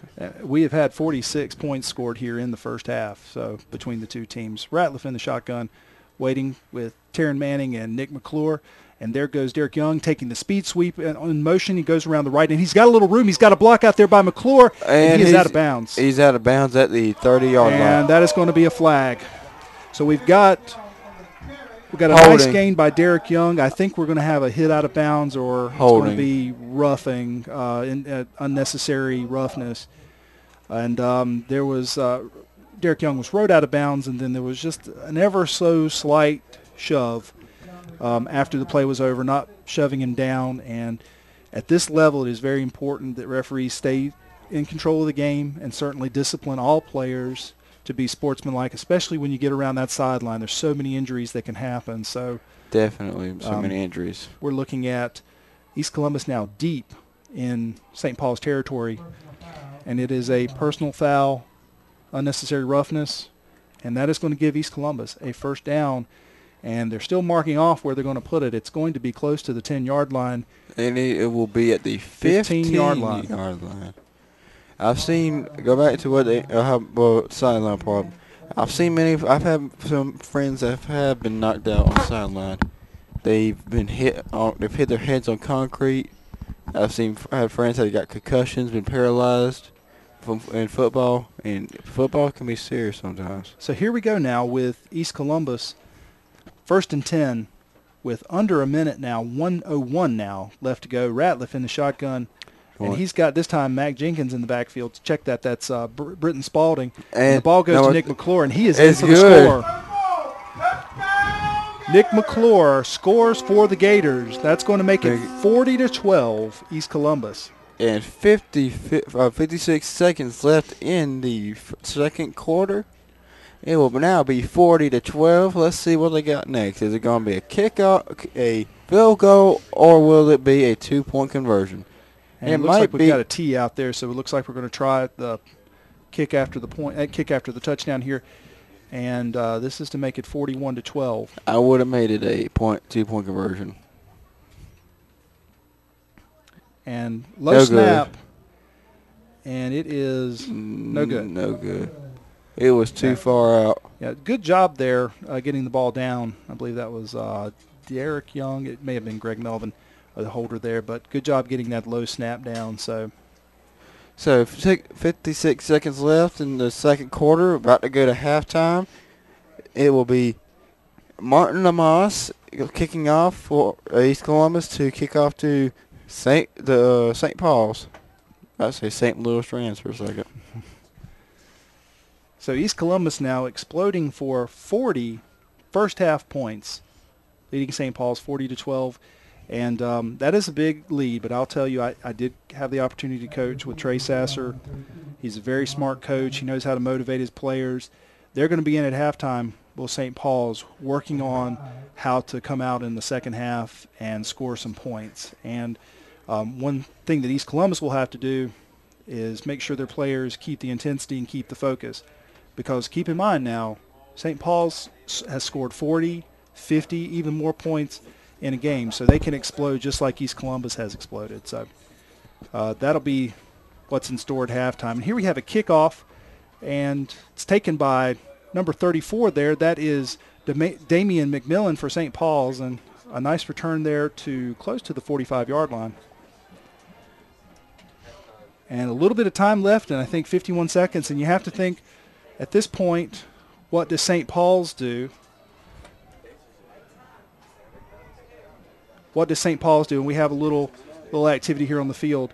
What does St. Paul's do to, at this point in the game, do they try to just kneel down, or do they actually try to get some points on the board here? And we've talked about, again, this half, how powerful St. Paul's offense is, and I think they're going to line up 5 wide receivers and try to put up the ball in the end zone. Let's see what they're going to do next. With 51 seconds left in the second quarter, it's 40 for East Columbus Gators and 12 for St. Paul's Bulldogs. It's been a good game for the first half. Let's see what else we got in the last 51 seconds. Because it might be a surprise in this game so far. Might get another defensive recovery touchdown. Yeah, and we did have a personal foul against East Columbus, and that'll drive coaches crazy. You know, you've got to keep them contained. You've got to keep them from scoring, and now they're going to have a short field to go. They're going to have the ball on the East Columbus 38-yard line. So have a quick score for you. You got Whiteville 15, West Bladen 0. Whiteville winning against West Bladen doesn't surprise me. And check that. That is now 36-7 at the half. So, and we got St. Paul's with the football, 1st and 10. Under a minute left here in the first half on the 38-yard line of East Columbus. East Columbus has exploded here for 40 first half points, leading 40-12. And now Kane Banner in the backfield with Sean Williams, and we do have 4 wide receivers in the set. Shotgun formation. Kane Banner takes a snap, 5-step drop, and he throws underneath to Charles Walters and in and out of the hands. It is incomplete. Like I said earlier, offensive penalties, you can make up for it. But defensive penalties, you can't make up for it. This defensive penalties will make your coaches go insane. You will get chewed up. And spit out. Here we go. 2nd and 10 now with Kane Banner waiting for the shotgun snap. 4 wide receivers in the set. Banner drops back 5 steps. He's looking. He's got a man open down the middle, and it is caught by number 6, which is Charles Walters, for a nice catch for at least 10 yards, I believe, maybe more. Yeah, Charles Walters' reception now. East Columbus 21-yard line. St. Paul's has the football with 36 seconds left here in the first half. This game's getting a little bit tense here. And we got a timeout, I believe, taken by St. Paul's.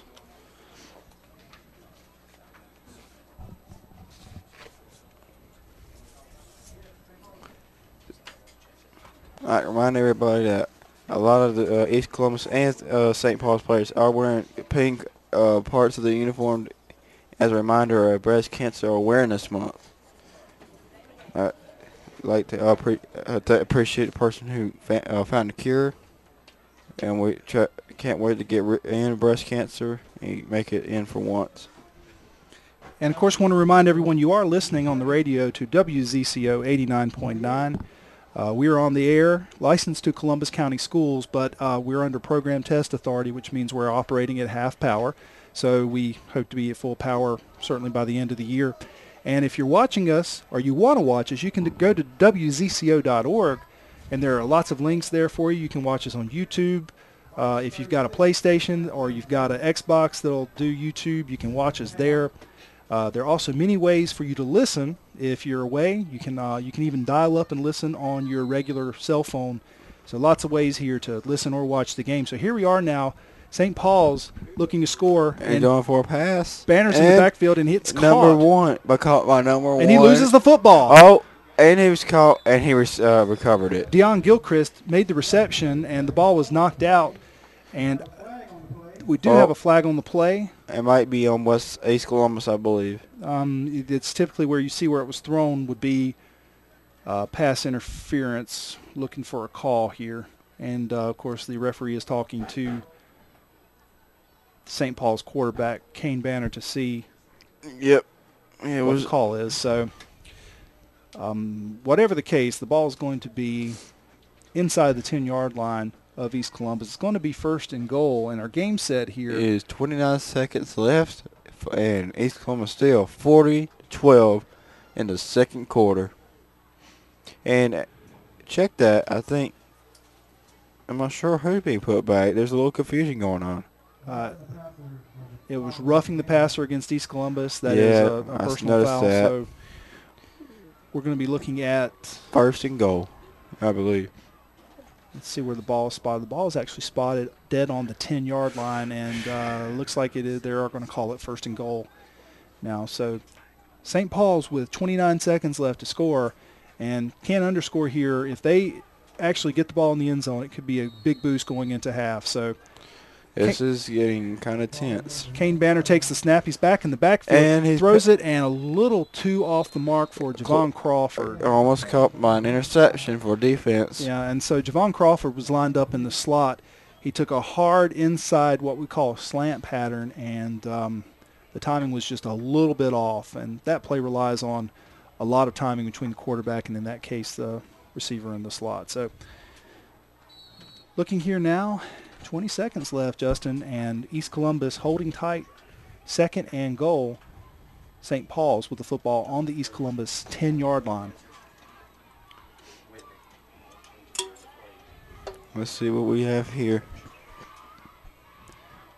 And there is Banner with the snap. He's being chased by Taryn Manning, and Taryn Manning is going to bring him down. Oh, and it looks like that's going to be a big loss there. That's going to be at least 5, maybe 10-yard loss. That's going to bring up second and goal now. And I can't tell if they're actually leaving the 10-yard marker. It looks like he's got it up, half down. But anyway, it's the first down is going to be close to the goal line, and the football is going to be on the 23-yard line. 24-yard line of East Columbus. So now you have 11 seconds left, and 40 points for East Columbus and 12 points for St. Paul's in the second quarter. This has been a pretty good first half for this game. I admit that, especially with the 2 defensive recovery touchdowns. And we do have a halftime score for you. We have East Bladen 21, South Columbus 0. Still? Yep. And so at halftime, I think we mentioned before, Whiteville 36, West Bladen 7. I believe it was 0. I'm not sure. Okay, so a big play here now on third and goal from the 24-yard line of East Columbus. 11 seconds left, and Banner and Williams in the backfield. 4 wide receivers in the set. Banner rolls out to his right. He's getting some pressure now. He steps up and makes the throw, and it is caught. It is caught. Out of bounds, though. At the 11-yard line. and that is going to be caught by Charles Walters. Goes out of bounds immediately. And we have 3 seconds left in the second quarter, ladies and gentlemen, with 40-12. And it is 4th and goal, but that doesn't really matter as St. Paul's takes a timeout. But 4th and goal. But this is going to be most likely the last play of the first half. So trailing now by 28 points, East Columbus with the lead now. St. Paul's trying to score going into half, and we mentioned it before, it would be a big boost. There's a big difference mentally, strategically, between being 4 touchdowns and 3 touchdowns behind. So this is a big play for both teams right here at the end of the first half.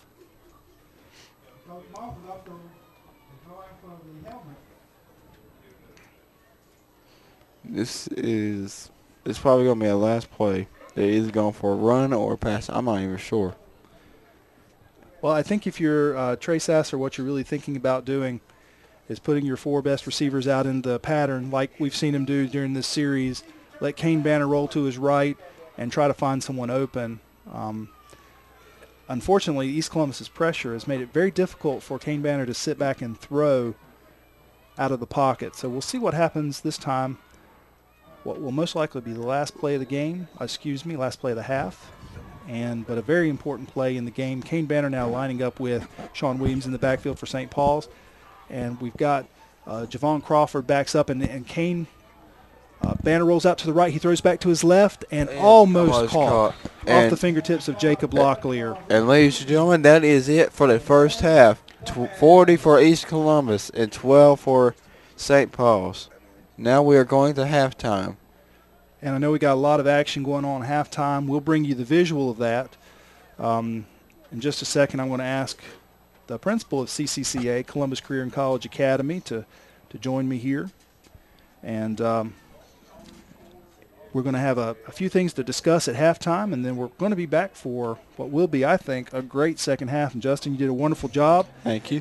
Calling this, and I think we're going to have Ethan Jacobs join me for the second half, and looking forward to talking with Ethan. And I think we'll be doing another game probably next week, Justin. So all right, good. It's good seeing y'all. We're going to let Justin go get on camera, do his thing. So thank you, Justin. All right.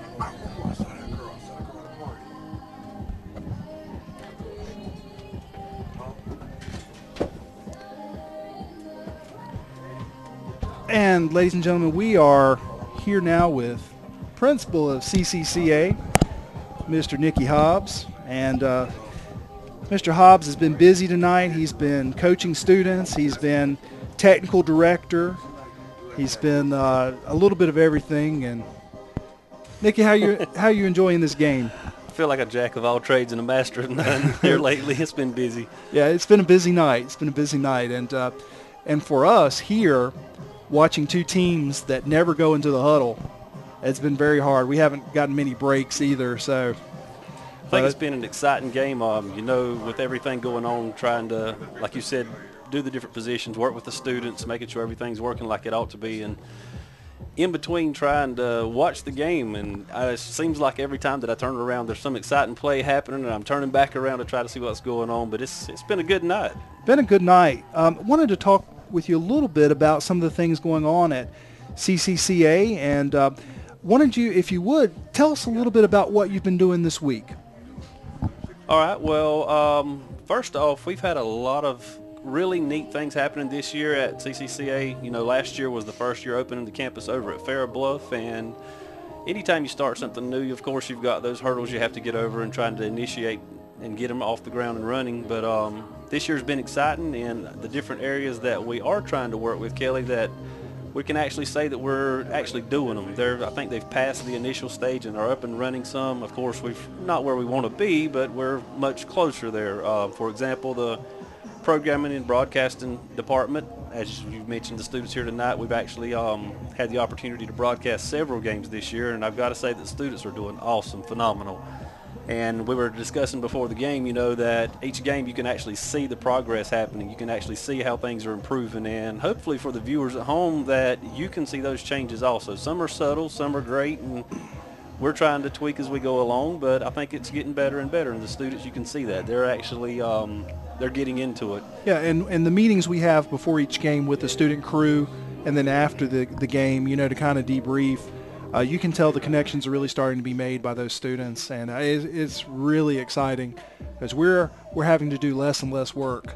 Like Rod and I have often talked about, my partner Rod, who's often helping me announce, we talked about, getting it to the point where we can just kind of sit back, and we're really close to that point now. So it's been an exciting year. And of course, our plans are with broadcasting, to do some basketball and some other sports as well. So, but I'm sorry, I interrupted you. No, Go ahead. That's fine. But aside from the broadcasting, the other really neat things going on at CCCA, we've had our metals manufacturing program up and going. We're trying to form some partnerships with that and really get the students doing some things where they're applying what they're learning in the math classes, applying what they're learning in some of the science classes, and actually can see the relevance of what they're learning. And they've been doing some drafting activities. They've been doing some work on the metals machines. And again, like I said, where it's the startup in a sense that it takes a little while to get where you want to go with that. And we're in the beginning stages of obviously the first course. They're not going to be able to go in there and manufacture a car, but we're getting there. And the masonry, Mr. Fred Mason, we've hired him on this time. And I got to say, he's doing a phenomenal job working with the students. And they're really buying into that. They're loving it. Well, I called you this week, and of course, I knew, the schedule was a little different this week because of what was going on at the college. And I called you, and I said, where are you from? Well, I'm at Appalachian State. I said, is it cold there? Not at home. So tell us a little bit about this that trip with the students and what that was about and what you think the students got out of it. Right. Well, as you know, and some of the people at home may or may not know, but we are associated with the New Schools Project, and they have different guidelines as far as what we try to do with the students and really make sure that we provide them with a rich experience. And one of those mandates is that we're supposed to be making students college ready and expose them to those opportunities before, they get to college and hope they know what it's about. So what we did is, since this week Southeastern Community College was on their fall break, we took this opportunity, since our calendar is closely aligned with them, being that they take college classes, and we scheduled opportunities for the students to go visit some of the colleges. That way, they, like State, a lot of students say they want to go to State or UNC Chapel Hill because of the football or baseball or things like that, but they really need to see what that campus is about and make sure that that's something they really want to do, because a lot of people here in Columbus County, we're those close-knit communities. And I mean, myself, I didn't get out of Columbus County much other than family vacations until college and things like that. So those opportunities are for them to actually see that, it is different, and going to State is entirely different than going to South, East, West, or even our school. So hopefully through those opportunities, and we visited State, we visited Appalachian State University and a private college, Lees McRae up there, and expose the students to what it's like, what the college has to offer, what the student life is like, and even the location change, which is drastically different, as we found out climbing the hills and things like that. And Nikki, I appreciate that you went to a large state school like North Carolina State, and then you went to a smaller state school, and then Lees McRae, and I'm very familiar with Lees McRae because I actually studied dance there. Oh, wow. But we won't go into that because I don't want to bore anybody. But those schools all have different things to offer for students. Absolutely. And, of course, every student is different with their own unique needs. And those schools, like Lees McRae or like Appalachian State or even like North Carolina State, may fit that student's needs best. And so I think it's great that you exposed them not just to the big ones, not even just to the medium ones, but some of the small ones and some of the small excellent schools that we have here in North Carolina. So, Nikki, tell me, what was the reaction from the students? What sort of feedback did you get from them, and what was the response, and what did you sense their response was from going to those places? Well, this is the second trip that we've taken to the western part of the state with a group of students, and I always love going to that area with the students because there's a lot of students, like I said, I mentioned a minute ago, that haven't been out of Columbus County, much less to the mountains. And I mean, that's a really eye-opening experience just to the geographic area of how the terrain's different. I mean, just from that respect. And then the climate, when you called, I think it was on Monday, the temperature up there was 39 degrees. So that's a drastic difference. So someone who is not keen to cold weather, that's probably not an area they want to visit. But just talking with the students as we were popping into buildings and out and hearing people talk about the programs they offer there, you would hear comments like, man, this is cool, and I want to come here, or I've got to do what I got to do to come here. And, you know, all that's awesome. And then after the tour, and we sit there with the college liaisons or the college recruiting people there, and they make mention of the fact that, okay, what are the requirements to get in this school? And then they throw up the GPA requirement that says a 3.75 or a 3.8. Well, you know, that's good that they hear that from someone other than us at the high school. Absolutely. Because we were all teenagers. We know what it was like when teachers were saying, you got to do this, you got to do that. And as teenagers, we say, well, I'll worry about that my 12th grade year. But then it's too late. That's right. It's too exactly. late. And that's what these people were telling them. You know, here's what you got to have to get in here. It's very competitive now. A lot of the universities are getting that way. Even UNCW right down the road from us, they've got a high requirement to get in there. And so we didn't just work with the seniors and juniors, but we also take freshmen because, like you said, they need to know in their freshman year, man, this is what I've got to do. Yeah, and in some ways, if you haven't started thinking about that by your freshman year, it's even too late. And I know one of the focus points we've had in Columbus County Schools is let's start this exposure even in kindergarten, right, and start talking about it. And I think you've seen firsthand what the power of those visits can be. Absolutely. So that was great. Did you see any snow? We didn't see any snow. It was mist and rain when we were there, and I was kind of concerned about getting up the next morning. But we stayed dry on this one. Good. Good. So lots of interesting things happening there at CCCA, and certainly appreciate the excellent work that you and the teachers and now the students have done. And it's very exciting and very unique and something for everyone in Columbus County to be proud of. So. Absolutely. I think that we're really going in the right direction where our staff meetings that we're having with teachers and just having conversations about where we want to go, we're really striving to make sure that, you know, we've kind of got two different pathways, students who want to go to college and some that say, you know, when I graduate, I want to go straight to work, so give me some kind of marketable skill. And even though those are separate pathways, there's a lot of connections between those pathways, so that student who is going to say that, well, you know, I just want to go to work, well, these different areas allow us to really show them the relevance of what they're doing in the math classroom or the English classroom. And for example, when Miss Robin Gore says, hey, you got to give a speech next week, well, that ties in perfectly with radio broadcasting. Absolutely. And one of the things too I think that's interesting about many of the areas that you work with is that, let's take broadcasting for example. You may just want to have a 2-year degree, or you may want a 4-year degree and go and be in front of the camera. So there are many different entry and exit points within the individual disciplines too.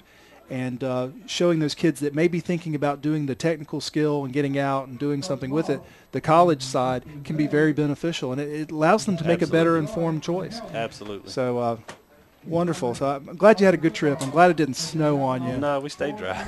But, but I will say that is a long ride. It is a long ride. 55-mile-per-hour activity bus. Yeah, and back before they built that highway, it seemed like it was straight up too. But it's a lot better now. It is better. Yeah. Well, great. Well, we've got about 3:50 left here before the start of the third quarter, and I appreciate you joining me. I think we're going to have Ethan Jacobs, who's been our switcher and basically our producer up here. He's going to slide over to the talent mic, and it's going to help us call the second half. So definitely appreciate everything that you're doing here with the students, Nikki, and we're really excited to see what happens in your school and out there, all schools. And I think it's safe to say that every single school has many, many special things happening. And for those of you listening out there, get inside those schools and see what's going on, because I'm telling you, it's with the new curriculum and the new focus on individual learning styles of students and how students learn and trying to meet the needs of individual children, which we've always tried to do, but now everyone's making a concerted effort and it's our focus. It has been, I think, a great start to the school year, and I think we're going to go great places here in Columbus County Schools. So absolutely. Thank you very much, and we'll let you go get back to coaching students, and we'll be back here with Ethan in just a second. So all right, appreciate you joining us. So if you are just joining us, we are about 2 minutes and 40 seconds left at halftime. East Columbus jumped out to a 40-12 lead, and they are ahead now at halftime, 40-12, and basically due to several turnovers by the St. Paul's Bulldogs. So good game, fast-paced game, and of course two very potent offenses, but East Columbus doing it not only with offense tonight, but defense. Once again, ahead 40-12 here at halftime. And I will say I've seen a lot of football games in my life. I've played and coached and viewed many games, and that was one of the longest first quarters. I think we lost count, but there was close to 40 points scored in the first quarter. As I recall, it was very fast-paced and very entertaining to watch. I guess if you're watching it, I don't know how entertaining it would be for our coaches, but very good first half by East Columbus. And again, St. Paul's with the turnovers hurting them, but they're able to move the football. And I think coming in here to the second half, we're going to see St. Paul's probably attempting to move the football, probably throwing a little more, and trying to make up the 4-touchdown lead that East Columbus has on them. So once again, getting ready here. Teams are on their way back out, stretching and getting ready for the second half.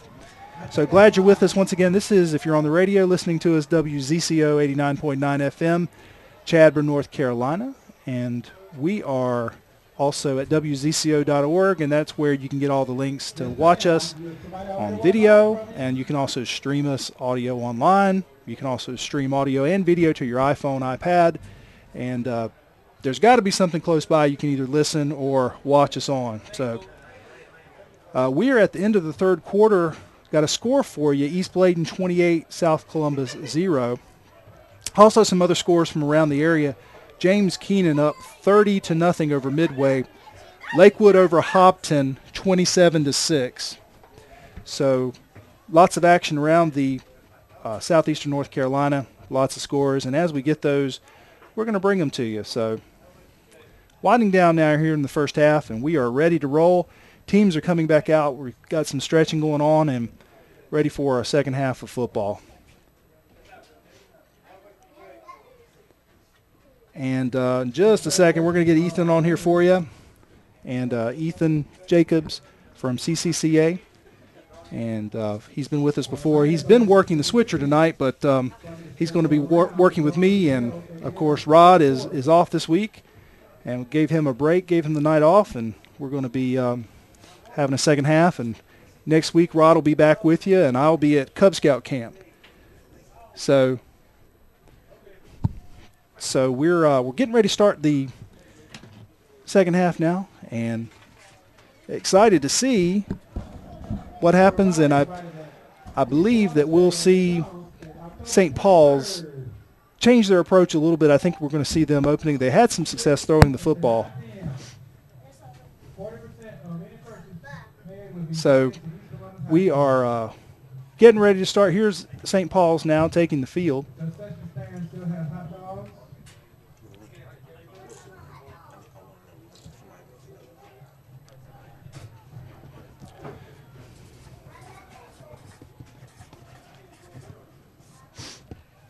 And we are ready to roll just about here. And actually, they put 2 minutes back on the clock.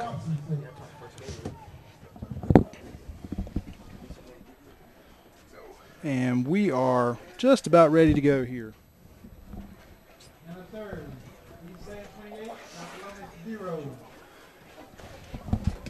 And I'm joined now with Ethan Jacobs.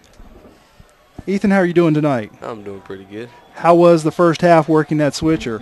It was really good. Fast paced, wasn't it? Mm-hmm. It was definitely hard to keep up with all the action going on the field. Okay, so East Columbus coming out now with a big lead, 40-12. And we are looking now here, winding down the first half. And East Columbus looking to get the football to start the first half, and we'll see what happens with the opening series of plays. Okay. So Ethan, how was this week? Were you on one of the trips this week? Yes, I was. I was on the Fort Fisher trip. One to Works. That was it. How was the Fort Fisher trip?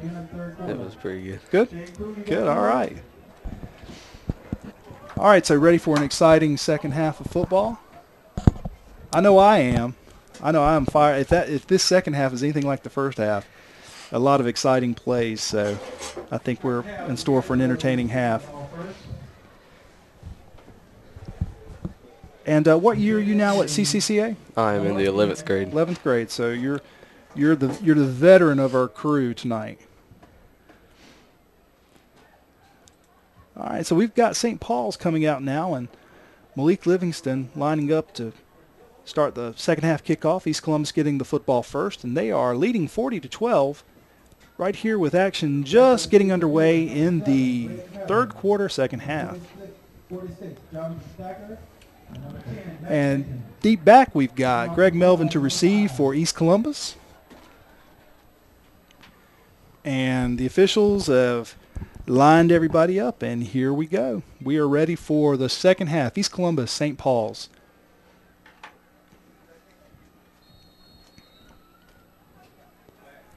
And Livingston's kick is a low kick, and it's taken there by Melvin, and he's running up the center. He's looking for some room on the right side, and he is brought down near the 42-yard line of East Columbus. Brings the ball back to the 43-yard line. First and 10 Gators. And East Columbus in business now from their own 42-yard line. Ricky Ratliff in the shotgun, and he's got with him Nick McClure, and now this time it looks like he's got Mac Jenkins as well. And here's Ratliff waiting on the snap.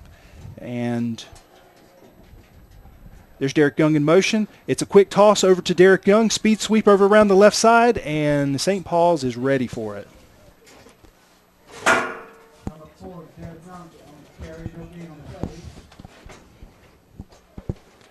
And no gain on the play. That's going to bring up 2nd and 10 for East Columbus with the ball on their own 43-yard line, leading 40-12 here, opening moments of the third quarter.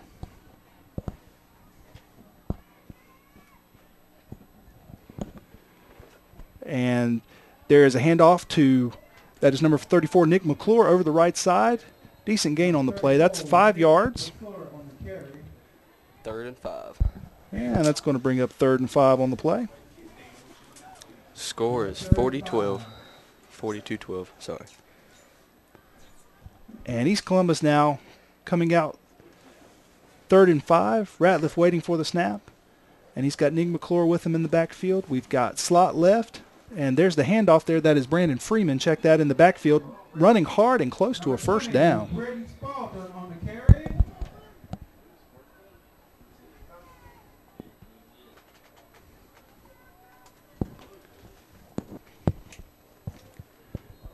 And that is close to a first down. Looks like they want to measure.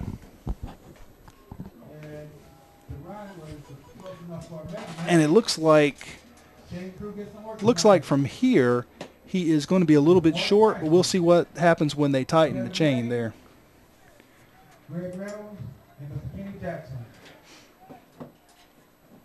And waiting here for the measurement. And he actually got the first down. So East Columbus with the first down now on the St. Paul's 47-yard line in business. Moving the football here, opening moments of the third quarter. 10:31 left to go in the third quarter. And East Columbus, of course, going no huddle like they have all season. And that's Ricky Ratliff, Brandon Freeman, and Nick McClure in the backfield. And the handoff is Brandon Freeman over the left side. He's got a little bit of speed, and he is going to gain, still on his feet. He is still on his feet, and he's got the first down. 15-yard run. And I think the most impressive thing is he got half those yards after he was hit. So excellent run there. Good hard running by Brandon Freeman of East Columbus. And so here we are now, 31-yard line of St. Paul's. East Columbus driving and with the lead 40-12 here in the third quarter. And there's Derek Young in motion. He's going to take the quick pitch around the right side. Gets a block by McClure. Turns up inside and short gain on the play. Number 4, Derek Young on the carry.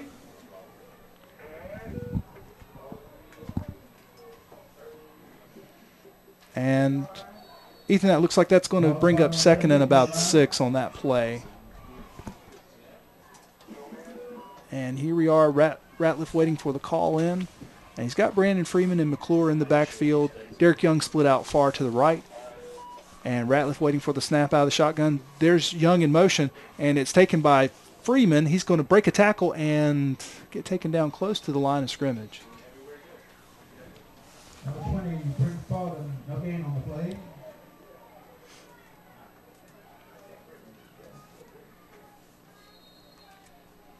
And this brings up a very important third down, and we're going to call it 7 here for East Columbus. Very important to establish themselves here coming out of the locker room with a big lead.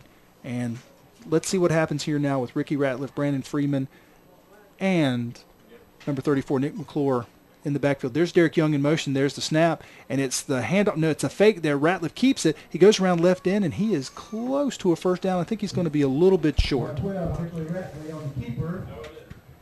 So he faked the speed sweep to Derek Young, kept the ball himself, and followed Young right over left tackle. And it's going to bring up 4th down and about 2. Bring up 4th And a big play here early on in the first quarter. East Columbus leading 40-12 with 8:20 left to go in the third quarter. And Ratliff is now, check that. That looks like that is Freeman under center. That was Ratliff, excuse me. Ratliff was under center, and the give was to Nick McClure straight up the middle, and he is close to a first down. It's the first time tonight that I remember seeing Ratliff under center. He's been out of the shotgun, well, most of the season, and it looks like we may have to measure this one again. It's going to be close. All right, Ethan, what do you think? Does that look like a first down to you? I believe it is a first down. Okay, folks, you heard that Ethan was saying it was a first down, so it must be so. All right, we're going to see. So if it's not a first down, I'm thinking maybe nachos from the concession stand. Mm-hmm. Okay, that's good. No, all right, for me. Okay, so here we go with the measurement. It really looks close. It's really hard to tell from here. But again, if it's not a first down, St. Paul's takes over on downs and would be an early first key play for them. But it is a first down. East Columbus, first down, so Ethan was right. Good call, Ethan. Good eyes. He's got much better eyes than I do from up here. And East Columbus now driving with the ball on the St. Paul's 20-yard line. 1st and 10. Freeman and McClure in the backfield. Ratliff taking the snap out of the shotgun. It's a handoff to McClure up the middle off the left side, and McClure is in the end zone.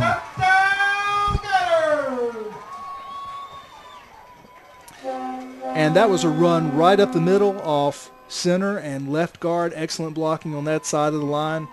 And that is going to make it 46-12. East Columbus winning now with 7:50 left to go in the third quarter. Excellent job, East Columbus, coming out of the halftime break, establishing themselves, doing an excellent job. And so here we have the try after touchdown, and that's kicking here. And low snap. Ball is up, and it looks like it is good. And that was Martin on the kick, and that's going to make it 47-12 now. 47-12. East Columbus with a comfortable 35-point lead. And we are looking now 47-12, 7:50 left to go in the third quarter. All right, so we said we were going to see offense at the beginning of this game, and we have certainly seen plenty of offense. I think the 3 turnovers from St. Paul's really hurt them. Obviously, East Columbus taking advantage, scoring 3 touchdowns off those turnovers. And without those turnovers, this game, quite frankly, could have a completely different complexion. But here we go now with Malik Livingston back deep to receive for St. Paul's. And I believe it's Martin set to kick off for East Columbus.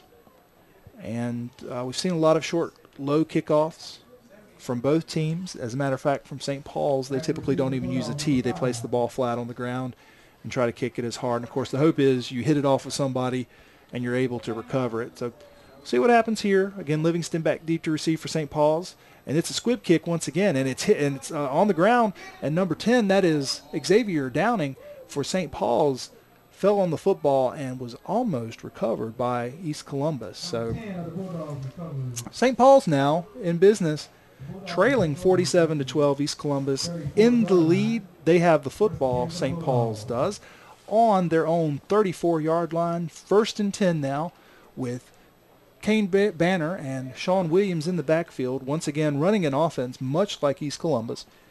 Shotgun, single back set. They like to throw out of this formation. They do run a little more 4 receiver. They've got 3 receivers spread right, split left right now, and there is Kane Banner waiting for the play, and he takes the snap, he hands it off to Williams, and no going. Williams on the carry, tackled by number 30, Isaiah Day. Second down. And they got 10 to go. All right, so 2nd and 10. St. Paul's quickly up to the football, and that's Kane Banner waiting for the snap there with Williams. And he takes the snap. It's a 5-step drop back, and he's got a man open, and it's dropped. Deion Gilchrist for St. Paul's had an opening. He was well covered, but the football was thrown on time, but could not hang on. Tackled by number 10, Matt Jenkins. Pass ball incomplete. And it's still 3rd and 10. 3rd and 10 now. Pass broken up by number 10, Matt Jenkins. Kane Banner waiting for the play and telling his line. We have 3 receivers. Check that. We've got trips right, spread left. We have 4 receivers in the backfield. Banner up back to pass and getting a little bit of pressure. He's got a man up. It's tipped. Tipped by East Columbus. It looks like that was, that is number 11, Henry Baldwin, was back in zone coverage and was able to get his hands on the football across the middle. And that is an incomplete pass. And I believe, judging from the change in personnel, we're looking at a punt from St. Paul's. Big defensive series there now. East Columbus coming out, scoring immediately, and now holding St. Paul's very potent 400-point offense to a couple of series and out. So here's Livingston back to punt. It's a high snap. He gets it down, and looks like it's going to go out of bounds.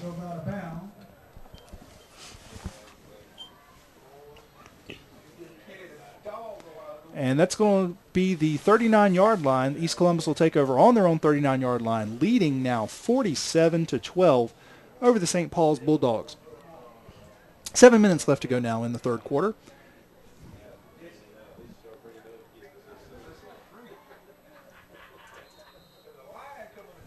And East Columbus now back on the football. And Freeman, McClure, and Ratliff in the backfield. Here's the snap. It's a handoff to, it looks like Freeman. And he breaks a tackle, moves to the inside, and makes a gain. And he's still running. He's still on his feet. No whistle yet. And he is now down 4 very hard-fought yards there.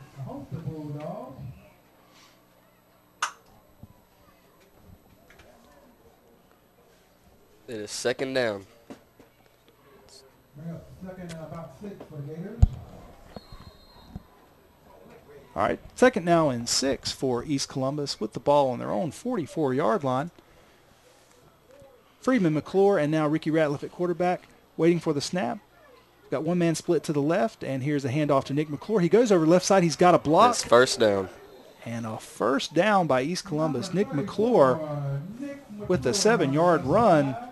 And they are now in St. Paul's territory, driving the football. 49-yard line of the Bulldogs. It's enough for Gator 1st down. And East Columbus back quickly on the football. Got the ball on the Bulldogs' 49-yard line. Ratliff waiting for the snap. You've got split left, flanker left, 1 wide receiver to the left. You've got a tight end left and right side.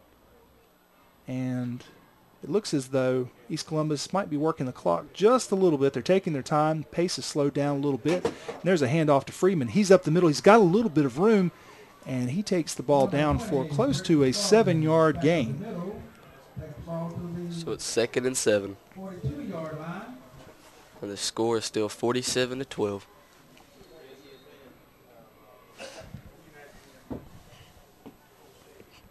And here comes the play. And again, East Columbus with this lead, keeping the ball on the ground.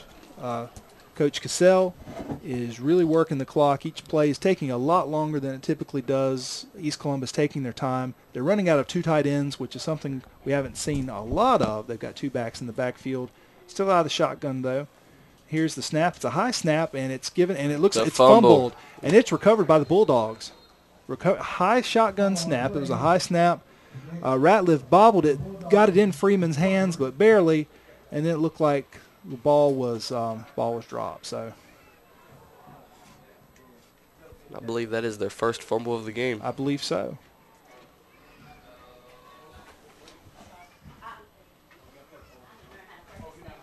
And so the Bulldogs now take over with the football on their own 43-yard line. Excellent field position now for the Bulldogs to get something going here. And it looks like they're going to come out with spread right, split left, 3 wide receivers now with, of course, Sean Williams where he has been all night, right beside Kane Banner in the shotgun formation. And Banner and Williams are talking a little bit. Now here's Banner taking the snap. It's a little low, and he's rolling out to the right. Looks like it's a boot, and he cuts up and gets a short gain of around 2 yards. Kane Banner around right in for 2 yards on the keeper. And Ethan, I'm pretty sure on that play it was designed to be not an option, but he was going to keep the ball from the beginning. So we've seen from St. Paul's Kane reading the linebacker and sometimes giving the ball to Sean Williams and sometimes pulling it down. But I think that time it was a designed boot play. So here we are now, St. Paul's with the football. They are 2nd and 7 now with the ball on their own 45-yard line. And here's Banner with the snap. It's low. He pulls back. He's got a man open downfield, but he's getting chased by a host of Gators. Now he's flushed out of the pocket inside and picks up the first down. So Kane Banner got some pressure, pulled the football down, and was able to pick up the first down. Enough for a Bulldog first down. Tackled by number 8, Terrence Manning of the Gators. 1st and 10, and the score is 47-12, Gators. And the Bulldogs quickly back on the line. Here's Banner taking the snap. And it's a good snap this time. It's going to be a handoff to Sean Williams up the middle, and he's going to get maybe a yard. That's going to bring up 2nd now and 9.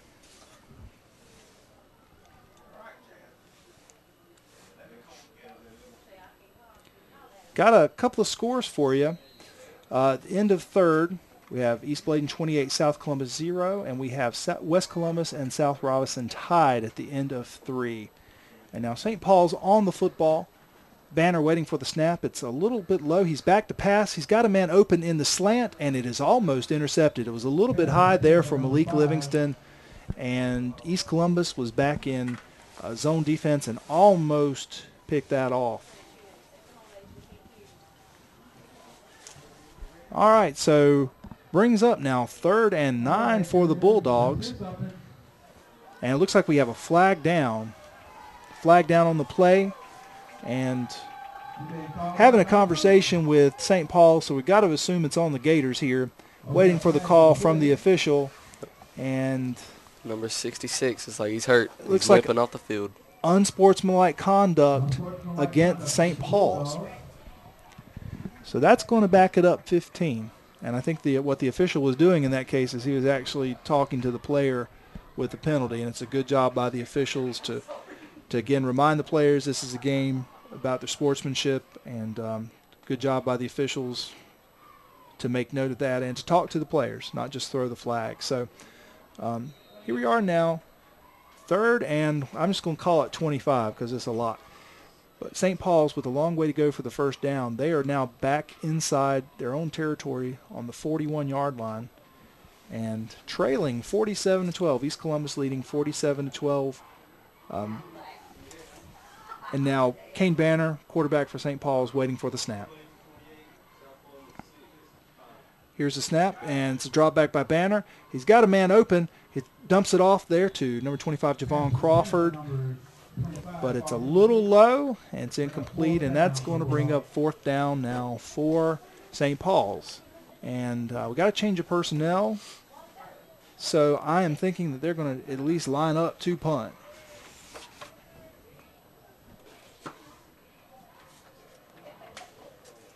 And Malik Livingston, number 5, is back to punt for the Bulldogs. And back deep, we've got number 8, Taryn Manning. Yep.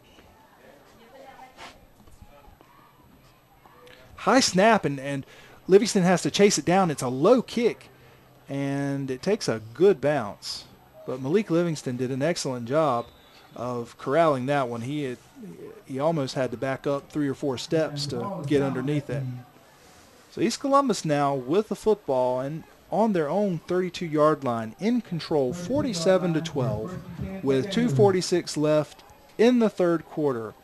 And East Columbus came out of the first half after halftime, scored a quick touchdown, answered with a quick stop against St. Paul's, and then now a second stop and back on offense. So East Columbus's defense has done an excellent job in the second half of stopping the very potent, very well disciplined and coached St. Paul's offense.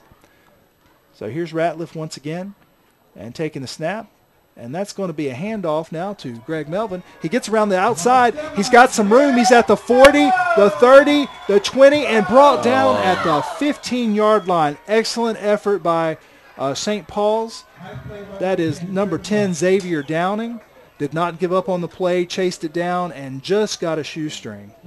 Just got a shoestring. So excellent job there by Downing. It's a big play. East Columbus, 1st and 10 on the St. Paul's 15-yard line now, leading 47-12 in the third quarter. 2:36 left to go.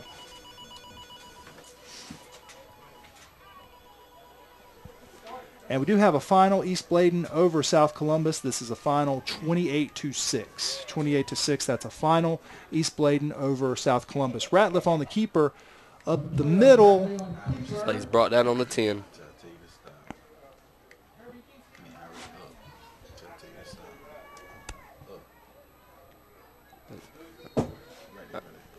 It is second down. The winning 50-50 ticket is 7, 4, 1, 5, 5. And here's Ratliff lining up with Nick McClure in the backfield. Got 2 tight ends, 1 wide receiver, and it looks like that is Ratliff on the keeper. Gets a block by Derek Young, and he is in the end zone. Nice block by Derek Young. Was able to spring Ricky Ratliff around left end. And ladies and gentlemen, that makes it East Columbus 53, St. Paul's 12.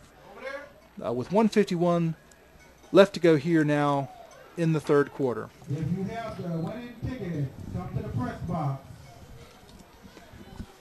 So big run there, which set up the Ricky Ratliff around left end. And East Columbus in control, 53-12 here, waiting on the kick. And the kick is up. And it's good, I think. Yeah, it's good. All right, so that's 54-12. So big night for the East Columbus offense and defense. And Ethan, if I had to think of a turning point in this game, of course we've got a little ways to go. But if I had to think of a turning point, it was those 2 back-to-back fumble recoveries for touchdowns by East Columbus on successive plays. That was a big turning point, and East Columbus has not looked back ever since. So excellent job there, and good job. And again, St. Paul's is a very well-coached team. I have a feeling that Trey Sasser is going to have them ready to go next week. And, of course, again, we have some football to play here. But it's been a good football game overall. And, of course, both teams, I think, can be proud of the way that their teams have played. So now Martin's getting ready to kick off. And back deep, we've got Malik Livingston. It seems like he's everywhere. And do have an update for you. West Columbus and South Robinson going to overtime, tied at 6. So West Columbus and South Rob in overtime. Sounds like they've got a good game there. And here's the kick. It's a deep kick now. Livingston's going to catch it on the fly. And he's got a wall of blockers up front. He makes one miss. He gets to the outside. He's got a little bit of running room still on his feet. And he is taken down now at the 42-yard line. 42-yard line. Excellent. So nice return there by Malik Livingston. And again, he's done it all tonight. He's been everywhere.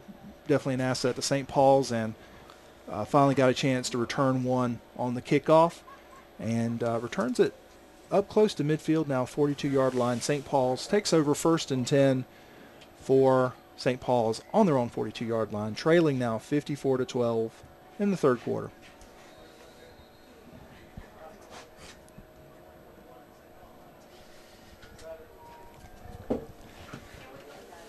And here's Kane Banner waiting for the snap. He gives it off to Williams up the middle, and met there by a host of Gators led by number 44, L.J. Little. Looks like that's going to bring up 2nd down and 9. And we do have a winner. Check that. That'll be 2nd, and we'll call it 8. And Banner's waiting for the play to come in. He gets it and relays it to his offensive line. And we've got spread right, split left, or flanker left. And here's Banner with the snap and gives it off to Williams. Over the right side, getting a few yards. And brought down after a decent run there. But well short of the 1st down. It is 3rd down. And St. Paul's up on the football. We've got about 43 seconds left in the third quarter. Ball is marked on St. Paul's 49-yard line. Banner waiting for the snap. Out of shotgun, he takes it, and it's a quick drop. And it's caught there, and looks like that's going to be Deion Gilchrist on that side. I checked that. That is not Gilchrist. That's Malik Livingston on that side. So that's a short game, but enough for a 1st down. So St. Paul's now moving the football a little, throwing. And, of course, the one benefit to throwing the football a little more is it does stop the clock if there's an incomplete pass, and St. Paul's kind of working the sidelines. So here we go now, St. Paul's. It's 1st and 10. And there's Banner back to drop. He fakes one way. He's got a man open deep down the sideline and couldn't make it. Malik Livingston just a little bit out of bounds for him. Pass was on target, but could not quite get there. Livingston, once again, was open, but a little bit overthrown there by Kane Banner. So here we go now. Ball is on the 42-yard line of East Columbus. East Columbus leading 54-12 here in the closing moments of the third quarter.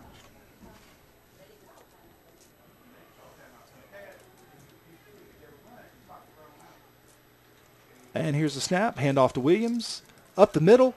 He's got a 1st down. He keeps fighting, and looks like he's going to be about a yard. No, check that. He does have the 1st down. They're going to give him forward progress. Going to move the chains here, and now St. Paul's. And I think, are they going to be able to get, and that's the end of the third quarter. So, end of the third quarter here, Gator Field, and we have a 54-12 lead. East Columbus well in control. So, few scores here for you. End of the third quarter, we have Whiteville 43, West Bladen 13. And we're waiting for an update on the West Columbus South Robinson game. Last we heard, it was an overtime tied 6-6. So waiting and looking for an update there. We know that's a big game. And just to update you, if you haven't heard, we do have a final score now. And that final is East Bladen 28, South Columbus 6. So coming out of the change of quarter, changing sides here. And I've got Mr. Aaron Yates with me now. It's going to take over for the fourth quarter. Hola. Aaron, great to have you here. Appreciate all the great work you're doing with the students out here. And I can tell you we're very proud of the program and the work that you're doing with them. And I think you'd agree the kids are, man, they're really doing a good job. Yeah, they're getting better and better every game. Yeah, and, of course, that's what everything is about in education is you get a little better every time you do it. So, all right, here we have St. Paul's now up on the football, and we've got spread right, split left, and we're looking at the first play of the fourth quarter, and it's a low snap by Banner, and with Banner, he picks it up, and he's getting some pressure. He throws down the middle. Good pass there by Malik Livingston, catches it on the run, and it's going to be a first down, and it's going to be first and goal for St. Paul. So Kane Banner takes the football, low snap, picks it up, gets some pressure, steps into pressure, and throws a strike to Malik Livingston. So Yeah, that was a pretty good correction by the quarterback after that low snap. excellent job. I think we've seen how Kane Banner has racked up so many yards this year throwing the football. Yeah. He's got great accuracy when he has a chance to throw. All right, Kane Banner waiting for the snap. We've got two wide receivers to the right and a wing left there, and that looks like that's going to be a handoff to Williams. And he is going to go in for the score. Touchdown. Number 22. So that is Sean Williams with the score. That is going to make it 54 now to 18. And that's St. Paul's first score since the first quarter? I believe so. The East Columbus defense has shut down the Bulldogs offense, and that's a major feat considering they've scored in the 50s on a couple of occasions and in the 40s as well. So we'll see what happens here. Looks like they're lining up, Aaron, for the two-point conversion. Yeah. And waiting for the play to come in. And there's Kane Banner getting the play, relaying it quickly to his offensive line. We've got two wide receivers to the right, one to the left. And Banner waiting for the snap. He takes it. It's going to be a pass. He drops back with a little bit of pressure and is almost intercepted, but is incomplete. So the point after touchdown is no good. And that leaves us with the score, East Columbus 54, St. Paul's 18. That was a pretty good drive for St. Paul's that time. That was a good drive, and I think if they'll get a chance to touch the football at least a couple more times, I think you're really going to see them try to open things up and put the ball in Kane Banner's hands and just say, hey, let's throw the football down the field. Yeah, that's something we haven't seen since the first quarter from them. Yeah, and just want to say, too, for those of you that are listening in, and we had a great performance at halftime by the dance team and the cheerleaders, and the band played very well in the beginning of the game. And also, we've got St. Paul's band over here. We see them on the other side. They've been trying to fire up their side. Oh, yeah. So, and we just can't forget, man, it's a lot of opportunities for kids to learn, and not only on the football field, but around the football field. And, nothing like high school football and nothing like high school athletics. So, great job all the way around. They look like they're having a good time, even though it's 40 degrees outside. Absolutely. I'm glad I'm not out there. Oh, man. It even looks cold. All right, so here we are now. The kickoff, it's a low kick, and it's going to be taken there by, I believe that's Derek Young. He's on the right side, and he's got a little bit of room. Got some room. And we'll have to check that number. And brought down right at the tackle. 30-yard line. Almost broke it. And we've got a number on that. I believe that is going to be Jonathan Stacker on that play. So he takes the squib kick, pushes it right up the middle, and East Columbus takes over 1st and 10 on their own 42-yard line with a commanding 54-18 lead now. 11:22 left to go in the fourth quarter. Are they keeping Ratliff behind the center this time? I'll have to look and see. 'Cause I know they've been swapping them in and out during the game. And yeah, he's out there. It looks like it is Ratliff, and he's got McClure out there, and I believe that's also number 22, Jalen Dumas, I believe. We'll have to check that number. And here's the snap, and that's a handoff inside, and he's got a little bit of running room and close to a first down. Picked up about 9. Excellent run there. And that is, I believe, number 22, Jalen Dumas. So that brings up 2nd and 1. Nice 9-yard pickup by number 22 there. And in comes Greg Melvin now in the backfield. Melvin, he's quick. Very quick. And I can tell you East Columbus is now starting to think about a little bit of clock management now with a big lead. Yeah. And you're going to see them running the football and keeping it on the ground now with about 11 minutes to go left here in the fourth quarter. And again, East Columbus, very well coached team, just like St. Paul's, really working the clock, and their coaches communicating with them, telling them when to start the play, and nice clock management here by East Columbus. And here's the snap to Ratliff. It's going to be a quick handoff, and not much there. Not much going. And St. Paul's, good job that time on defense. He lost one. And that was on Brandon that play. Freeman on the play. Britton Spalding on the play. Second on the carry. 11. And it's going to bring up 2nd and 11 now. And it's nice now that they're doing some clock management. We can have some time to breathe. Yeah. This has been a fast-paced game. And East Columbus is once again back on center, ready to go. Ricky Ratliff, Greg Melvin, and Britton Spalding in the backfield. First quarter felt like the fourth quarter to me. Absolutely. That was the longest first quarter, I think, in the history of high school football. And it might be the most points scored in one quarter. What was the score at the end of the first quarter? We'll have to check. I think Okay. there were 34 points scored. Flag. And it's hard for me to even remember the first quarter at this point. This has been a lot of football here, a lot of good football. Got a flag on the play, and that's offsides against St. Paul's. Makes it a little easier now, 2nd and we'll call it 6 for East Columbus.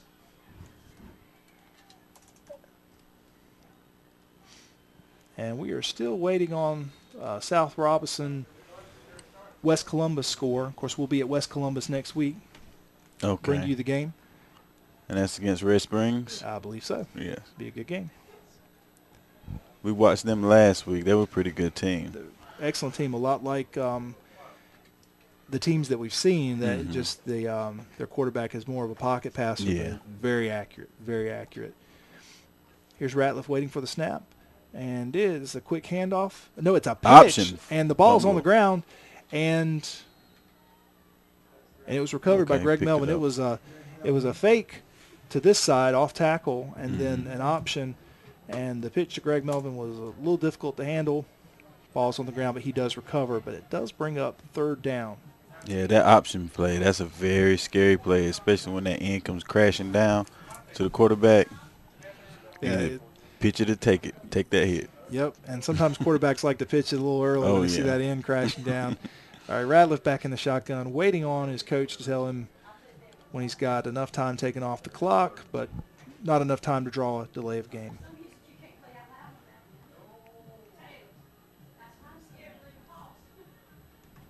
Oh. Greg Melvin on the outside. He's tackled. Greg Melvin on the carry, and that's going to bring up 4th down. East Columbus burning about 3 minutes off the clock with that series, and right now that's the name of the game, is burning up time. East Columbus is going to bring out the punt team. We're going to see a punt coming up, and Ricky Ratliff back to punt, and we've got, I believe that would be Jamel for St. Paul's. The special teams have been working all night long tonight, both ways. Kickoff, return, punt. And there is a decent punt, and it looks like it's going to drop in At the 10. Close to, certainly inside the 20-yard line. We'll see where they mark it. That's going to be right near the 11-yard line. So good punt there by Ricky Ratliff, and he is having a good night on all parts of the game. Yeah. Behind center and punting game.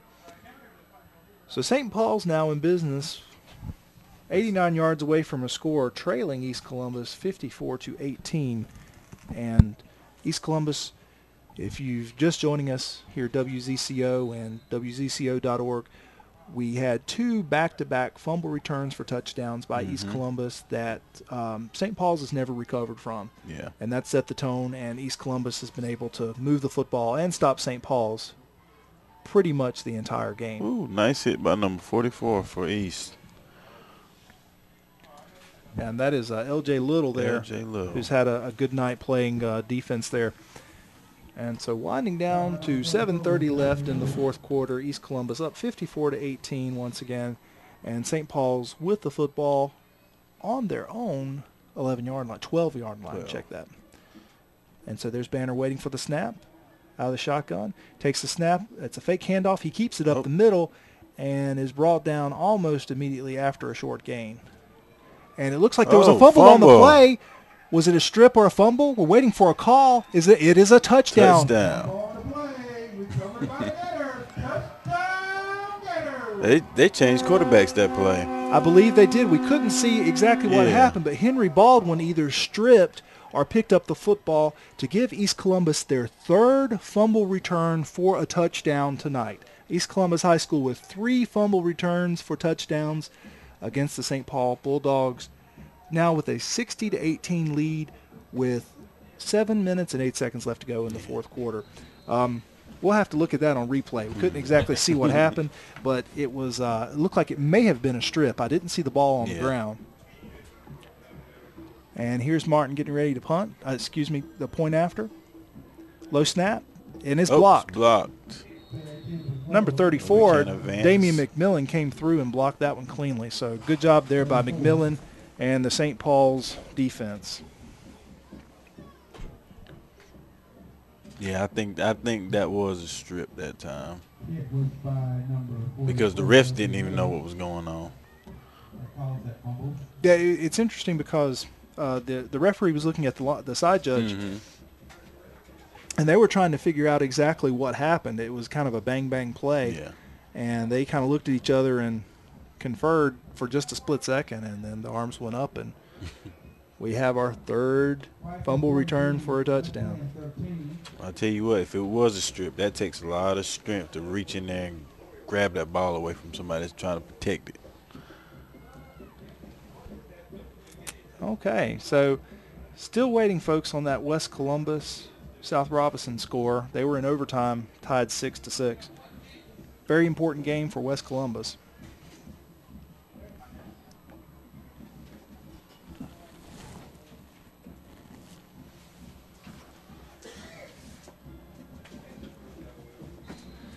All right, St. Paul's set to receive, and it's an onside kick, and it's recovered by the Gators. No, yes, it is. Yeah, it is. An onside kick. Mac Jenkins recovers for the Gators.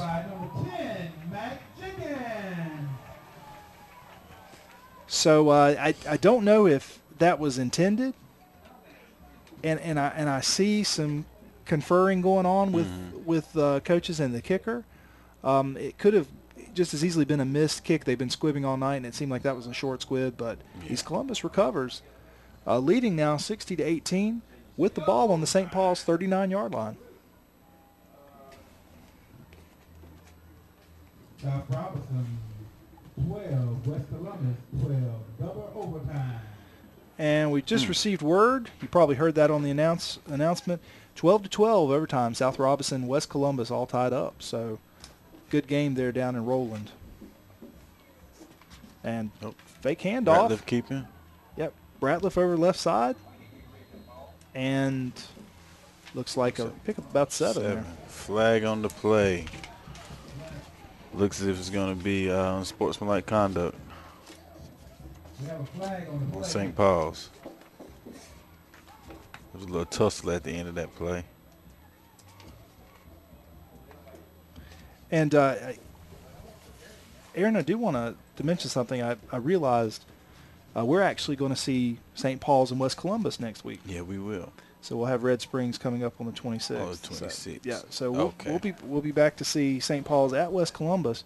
So we'll be bringing you that game live on WZCO 89.9, Chadbourne, North Carolina, and also WZCO, where you can find links to all the places we're doing the great live streaming of this football game, both video and audio, and just audio. Heck, you can even get it on your cell phone or even your landline phone.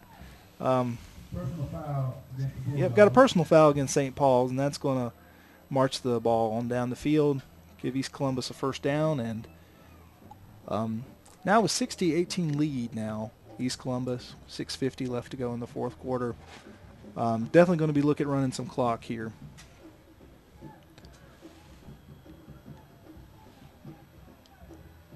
And Ratliff getting the play. And we've got Britton Spalding as well as, check that, Greg Melvin and Britton Spalding in the backfield with Ricky Ratliff. And they're going with a 2 tight end set now.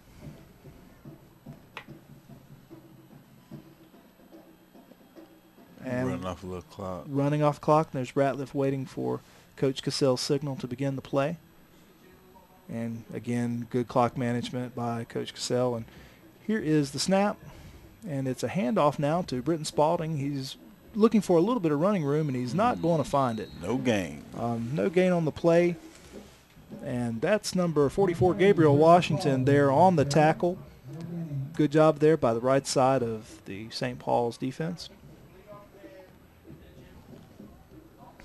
We're going to see a little bit of... And so, again, quickly back on the line, and now the clock is running. We're at 5:55 to go in the fourth quarter. Ratliff once again waiting for the signal to run the play. 5:46 now left to go. And here's the play. Shotgun snap to Ratliff. He takes it, hands it off to, looks like that is going to be... Number 22. Yeah, that's Jalen Dumas. And he gets a good run up over the left side of the line. And that's going to bring up second, and we'll call it 2 from where we are.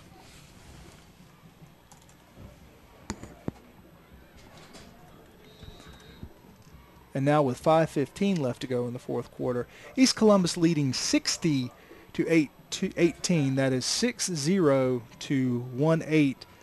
And East Columbus has been in control of this game since 2 back-to-back fumble returns for touchdowns, and we have had since then a 3rd fumble return for a touchdown. So East Columbus 18 points off of 3 St. Paul's fumbles. And all 3 of those were for touchdowns, right? All 3 for touchdowns. Okay. So if you've put the ball on the ground tonight, it's been in the end zone. And we got a measurement here. We got a first down. It's going to bring up 1st and goal for East Columbus. And with 5:11 left in the fourth quarter, East Columbus knocking on the door. It looks like East Columbus is going to move to 5-4 and position themselves nicely in the Three Rivers Conference.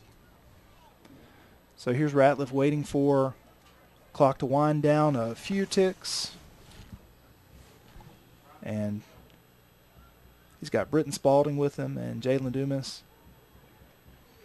And here is the snap.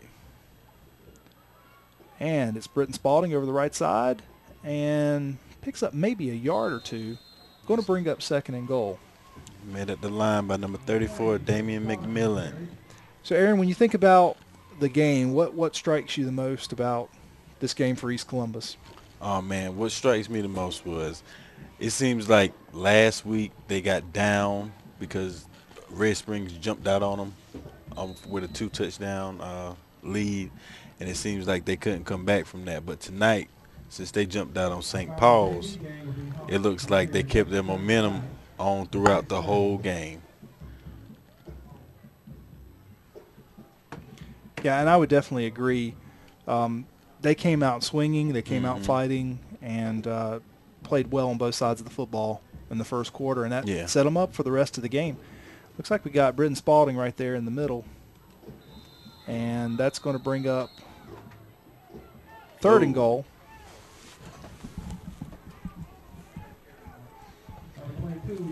And we've got number 7, Greg Melvin, coming into the game.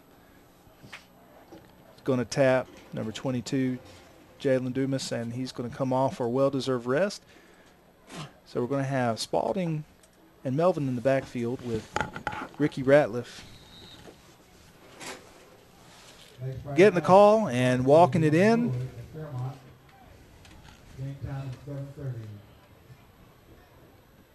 And waiting for a few more ticks of the clock. We're at 3:10 now left to go in the fourth quarter. East Columbus leading 60 to 18. And 1st and goal on the St. Paul's 5-yard line. And here's the play. Ratliff waiting for the snap. Takes it. Hands it off quickly. Britton Spalding. He gets outside. He cuts up the middle and stopped just short of the goal line. That was a good hard run. And we're going to call it 3rd and goal from the 2-yard line there, Aaron. And looks like we may have had Spalding shaking up a little bit on the play. Yeah. He's up, and I think he's ready to roll. So now with 2:27 left to go, in the fourth quarter. East Columbus leading 60-18, and looking for one more score on the 2-yard line of St. Paul's, and we've got, I believe this is 4th and goal. Ratliff waiting patiently for the clock to wind down. And here's the snap. It's a quick handoff, and flag looks on the like we've play. got some movement on the play. Got a flag on the field, and looks like that would be a dead ball legal procedure, but we'll wait for the call. Yep, dead ball legal procedure against the Gators. It's going to back them up to the 7-yard line, where it'll be 4th and goal now for the Gators. And with 2 minutes left, 2:03 left here in the fourth quarter, now the clock is winding. We're down to 2. This will take us down close to 1 minute and 30 left to go in the game, regardless of the outcome. So Ratliff waiting for the signal from his coach to run the play. You got Melvin in the backfield, as well as Britton Spalding. And here's the snap. It's a handoff to Spalding up the middle. He's got a little room to run outside. Yeah, he gets it loose. Looks like he got in there that time. And he's going to be just short. Oh. Just short. 2-yard line. Stop at the 2-yard line. Britton Spalding. So with 1 minute 22 left in the fourth quarter, St. Paul's takes over on downs, 98 yards from a score. And this has been a good game. This has been a really good game. It's been a good game for East Columbus. Mm-hmm. And I think this will go a long way to propelling them for the playoffs. But I will say St. Paul's, a very talented team. Again, Trey Sasser, an excellent, excellent coach who will have these guys ready to play next week at West Columbus. Yeah. So we're looking for a really good game next week. And, of course, West Columbus, we're waiting to see how they're doing at South Robinson. It was tied 12-12 in double overtime. But that will be a good game next week between West Columbus and St. Paul's. Yeah, so here's the snap, and we've got Kane Banner on the keeper around left side. He gets a little bit of room, makes a move, spins, and brought down close to the 16-yard line. And I think East Columbus, they have Fairmont and South Robinson coming up for the last 2 weeks of the season. And I think those 2 games depend on their playoff hopes. And would love to see all our teams make it to the playoffs this year. We would. Of course, I don't know where we would go. We'd have to pick one. That'd be hard. That'd be hard to do. All right, under a minute now left to go here in the fourth quarter. And Kane Banner, who has had a good game under center, or I should say about 5 yards back of center, hands off to Williams, who is taken down. And that's number 11, Henry Baldwin, who scored the last fumble return. I can't just say the fumble return for a touchdown. I have to say which one. Scored on the last fumble return. That's Henry Baldwin. And we're looking at 30 seconds. I think St. Paul's may try to run one more play. And that's going to be it for this game. Okay. Here's Banner with the handoff right up the middle to Williams, and that's going to do it. That'll be it. So East Columbus uses 3 defensive touchdowns on their way to a 60-18 victory over the St. Paul's Bulldogs, a very talented St. Paul's Bulldogs team. And East Columbus will come over to the sideline, we'll shake hands, and that's the game. Yeah. So good job, East Columbus. Congratulations to Coach Cassell and also all the coaches and the players. Great job tonight. So 60-18, and we're going to hang around just a little bit. We'll talk a little bit about the game, and also we're still going to try to wait around for that South Robinson West Columbus score so we can give that to you. So any closing thoughts, Aaron, while we're thinking about the football game here? Oh, man, this was a great game tonight. Even though St. Paul's couldn't pull it together, I really have respect for East Columbus and their hard work tonight. Putting up 60 points tonight. Right. That's pretty impressive. Pretty impressive. And I think as you go on and think about postseason, one of the things that you have to go deep into the postseason is going to be a good defense. And I think tonight we saw East Columbus play very good defense against a very fast, very capable, and very, quite frankly, very talented St. Paul's team that had put up an average of close to 50 points a game. Yeah. And tonight they were held to under 20. And I'd have to check. I believe it is their lowest point total of the season, St. Paul's. So going forward, I think the coaches from East Columbus have to think that they've, if they can reach the postseason, their team has evolved to the point where they could go far with the balanced attack they have on offense, the speed they have on offense, but how well they play on defense. So I'm really excited to see how East Columbus goes, how they do from here on out. Yeah, because in football, well, in all sports, you have to have offense to score, but defense puts you in a position to score, especially in football. And that happened a lot tonight. Their defense put them closer to the opposing goal line a whole lot. And not only do you have the 3 touchdowns scored by the defense, Right. but there were 2, possibly 3 other scores that were a direct result of just outstanding defensive play. And there were also a couple of other turnovers thrown in there as well. So defense wins the night tonight for East Columbus, and really made a difference, I think, all the way around. So once again, East Columbus with the victory over St. Paul's, and we're waiting on the South Robinson West Columbus score, and they were tied 12-12 in overtime, double overtime. And so we're going to hang around a little while and try to wait for that. So, Aaron, while we're waiting, do you want to tell the audience what setup is like for one of these games for the students and I guess for us? Okay. Well, basically we have a 3-camera setup, and it's very, very intricate. We got 3 computers, 1 for our streaming, we have 1 for our switching, and we have 1 for, well, tonight we have 1 for YouTube. We have our 2 mics that we have set up running in a mixer board.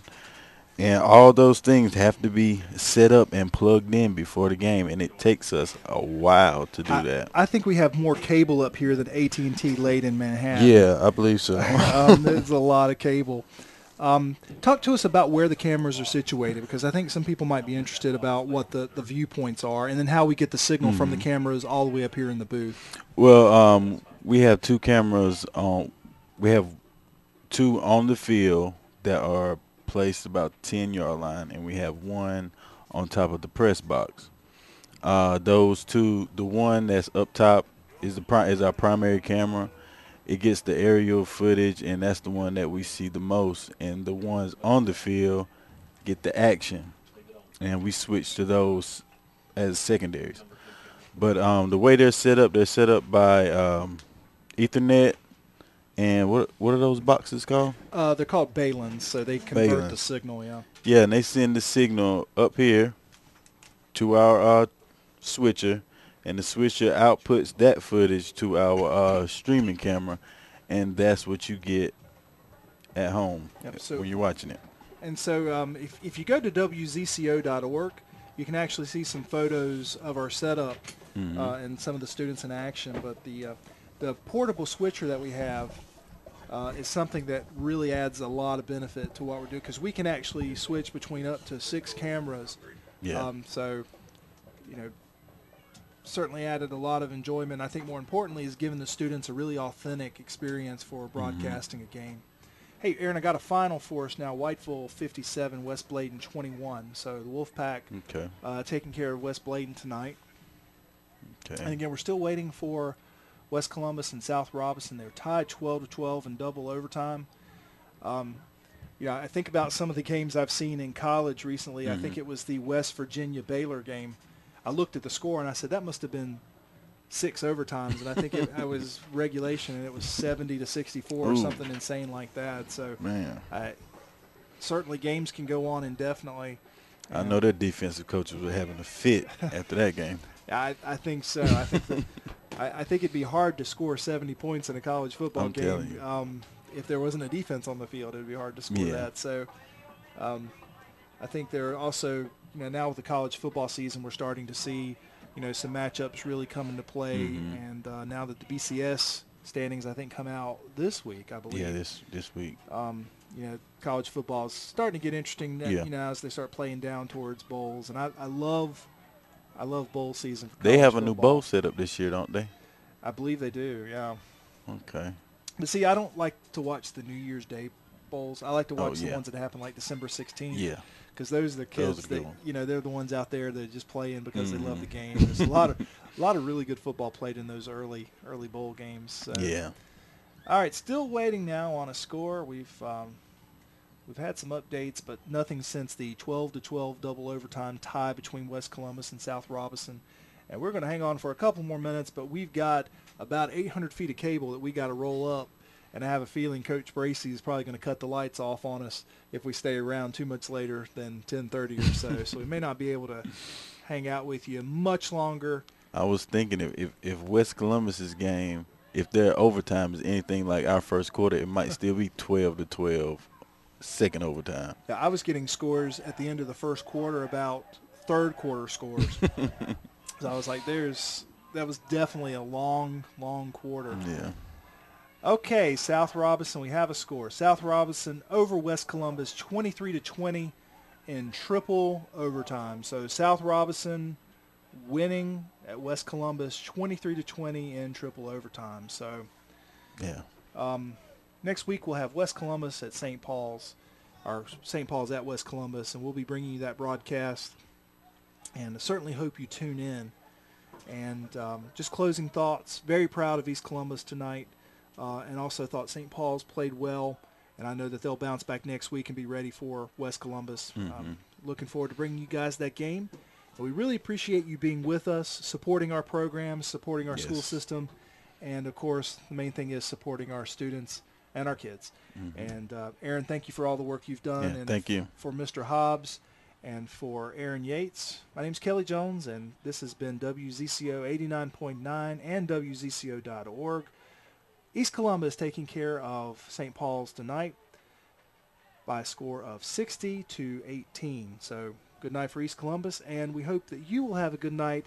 Enjoy the weekend, and if you're listening to us on 89.9, you'll be returned to our regular programming in about 15 seconds. So thank you. Have a great night.